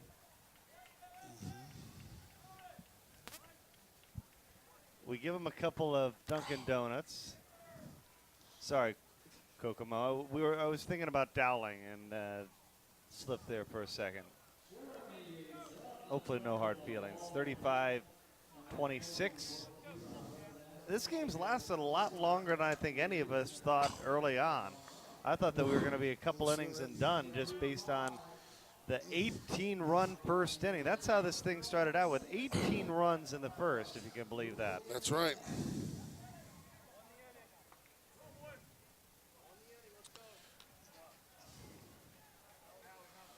So we got 2 more innings. So, I mean, anything can happen.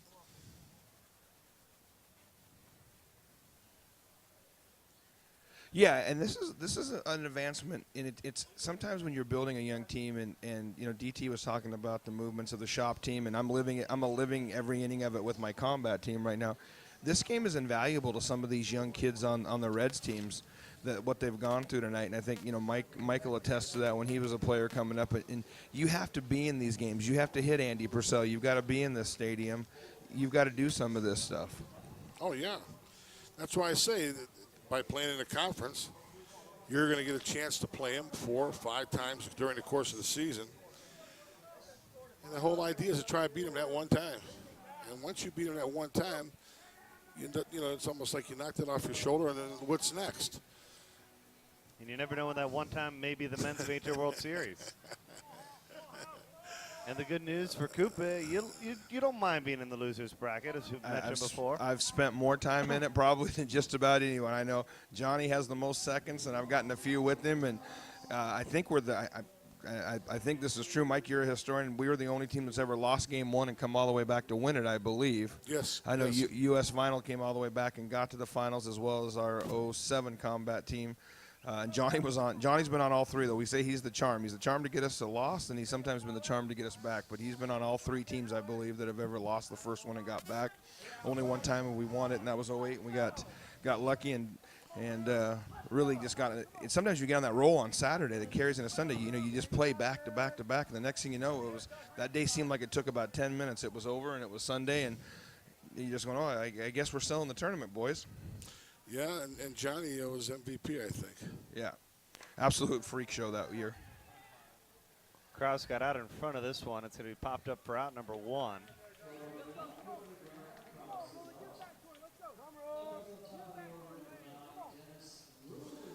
Too low of a pitch caught him off guard on it.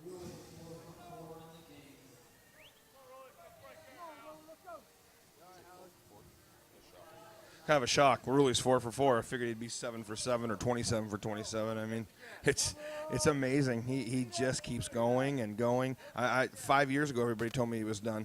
He's probably had his 3 best years in a row. Yeah, he's still playing very well. I jinxed him. Wow. Sorry, Dennis. I owe you one.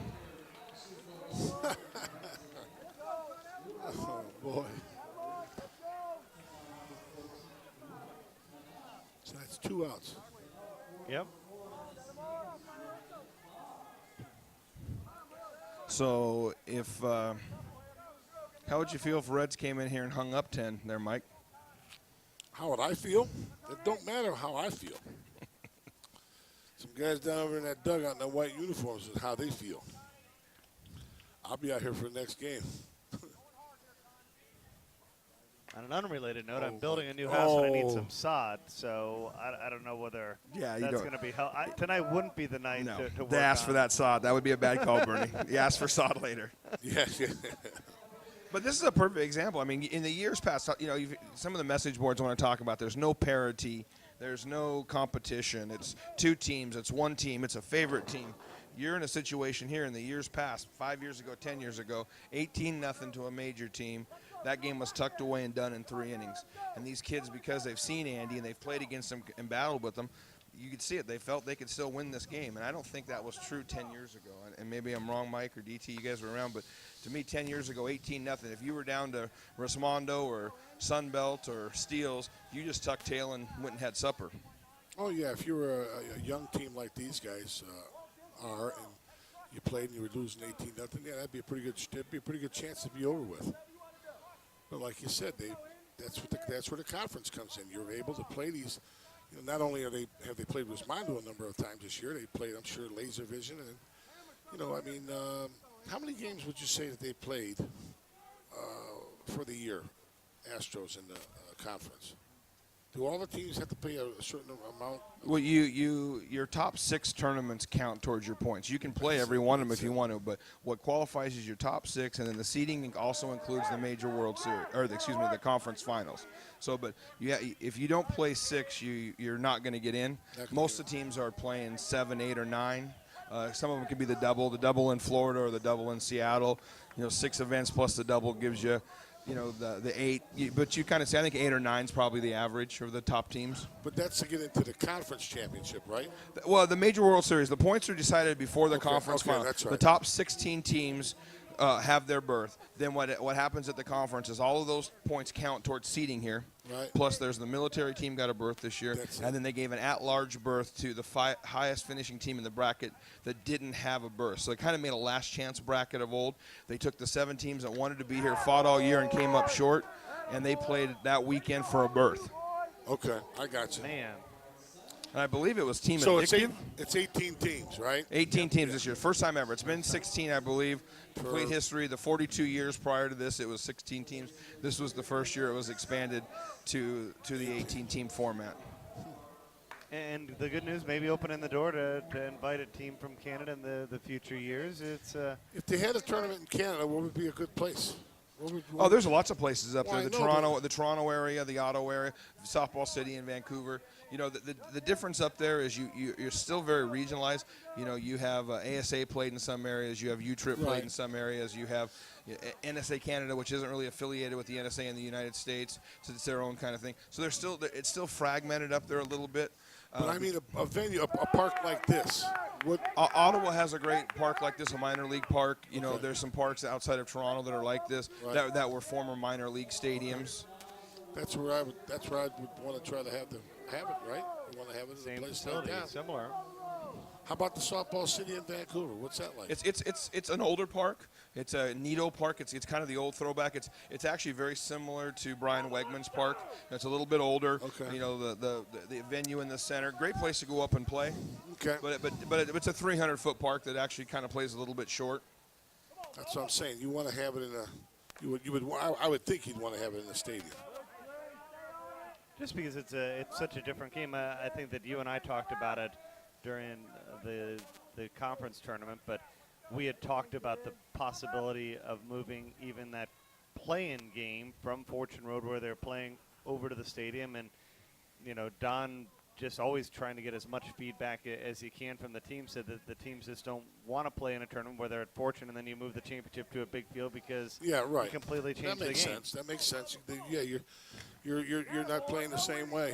And I think you hit on something there. I think it's a little bit of a misconception too about the conference is that again, if we're going to believe message boards, there's a lot of things we all have done or do, but there's I think there's a large misconception that Don and the board and Hank don't take input from the sponsors and the coaches and the players and the manufacturers. That's just not true.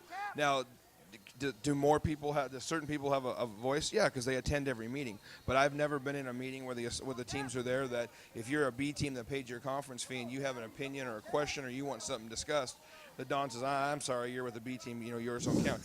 Everybody that's in the conference is treated the same. The guys that are in the room really know what go on. You looked at the conference finals. It's evolved. A few years ago, quite frankly, no one wanted to go to it. It was originally built kind of so the major teams didn't have that long layoff between the last chance.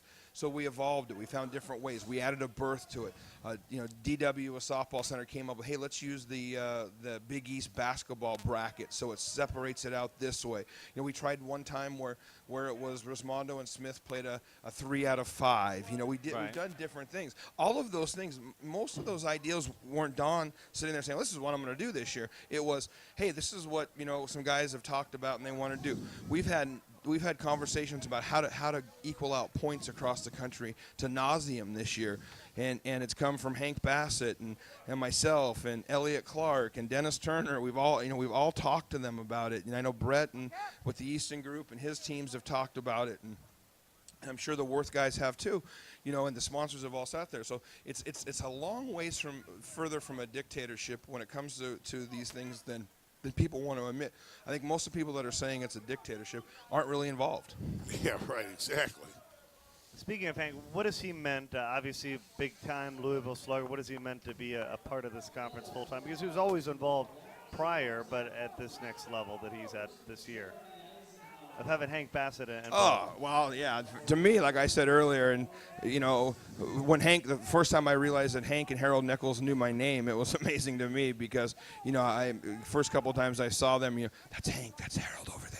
That's kind of how you walked around, and they were walking in the park with Dirk Androff and Hank Garris and Britt Hightower, and, you were, holy cow, look at that.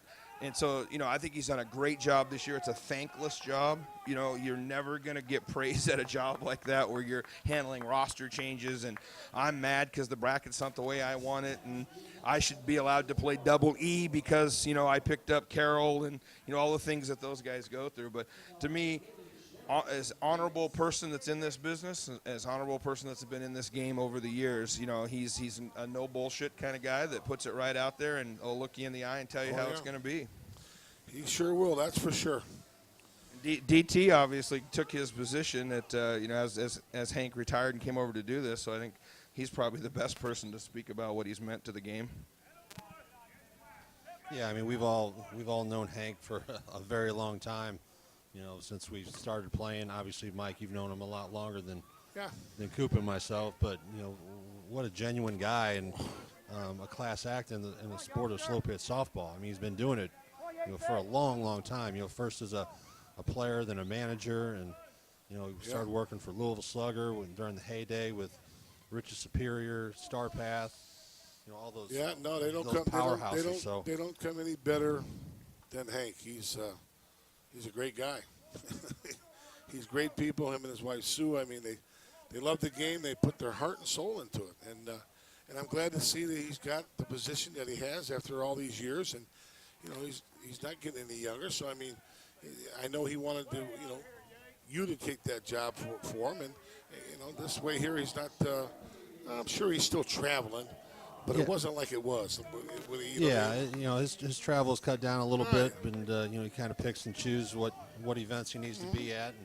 But it's just another all-star player added to this USSSA team. Oh yeah, there's no two ways about it. from top to bottom, they just do it the right way. But that's what, at the end of the day, that's what it's all about. Is you try to surround yourself with as good of people as possible, and it's the people that make the program. Oh yeah. Yeah, Hank's one of a kind. Santana grounds out. Resmondo's putting up a lot of runs at the end of the night. This is the highest single team score that we've seen in this tournament, getting up to 43. Yeah, what we thought was going to be a 3 or 4 inning game turned out to be most runs of the night. A pretty tough battle going on here. Most runs of the night. 69 runs combined in this ball game. And, they're only playing a game a day, so they can give their all. Leave it on the field. Heck, man, at this point of the season, the shape you should be in and wanting to play. You know, if you got beat this game and you had to play another one, you better be ready to play another one. Well, it starts bright and early tomorrow. 8 o'clock? Yeah. Was it 8 o'clock this morning, right? 8 o'clock in the morning. We won't have you on the docket for Team Addictive and Pure Romance, Mike. Don't worry. We're giving that to Coop. No, I'm just joking. That's all right, but I'll actually be with the women's team tomorrow morning. So I got an honest excuse out, Bernie. I'll bring a note from my wife. Okay. No, that's good. No, 8 a.m. is a 9:30 game in the stadium. Then they A 9:30 game. Yeah. Yeah, they have a couple games on the backfield, and you are going to be in the stadium at. I'll be out on the backfield myself. You're on the backfield. Yeah, we're out back where losers go. We got sent to purgatory. We earned it honestly. So. Field 5's not bad though. I've seen it so many times, Bernie. It's old hat. Like I tell everybody, well, I don't want to play on field 5. Well, don't lose. It's pretty simple. Winners stay in the stadium. You go out back.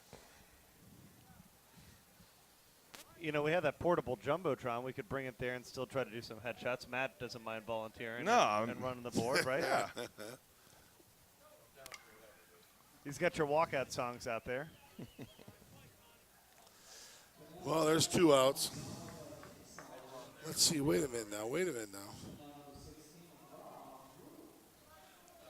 They don't score, is the game over? That would be correct.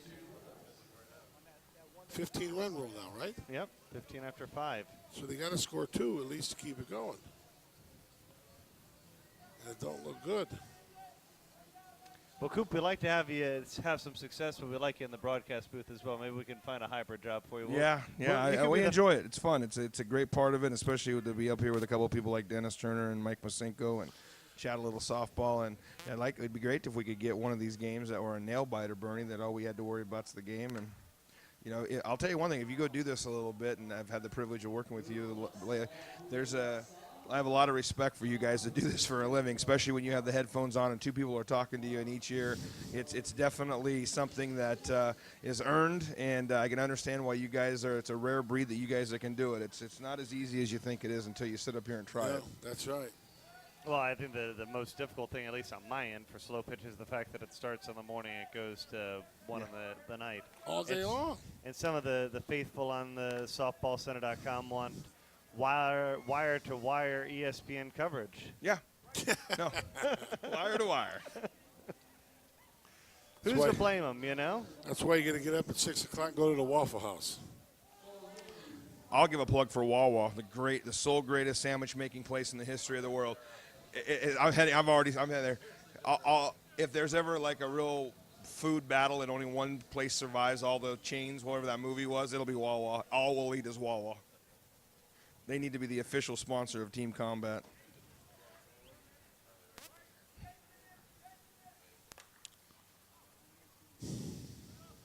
I think tomorrow, though, after obviously the Reds, barring the comeback of all comebacks here, when they put this in perspective, they put 26 runs up in this game in these conditions against this team. I think when they reflect on it, it's never really easy to reflect on a loss, but they did a lot of things here tonight that are real positive. The battle, the way they hit AP. I think there's a lot of things for them to take away from this.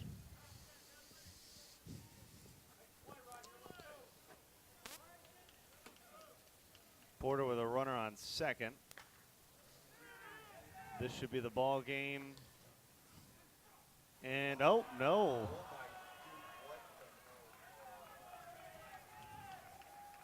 I know you've talked about defensive miscues and how that can hurt you in the tournament, but not a good sign for Resmondo the way they played defense tonight. No, and that's you think about that right there. If this is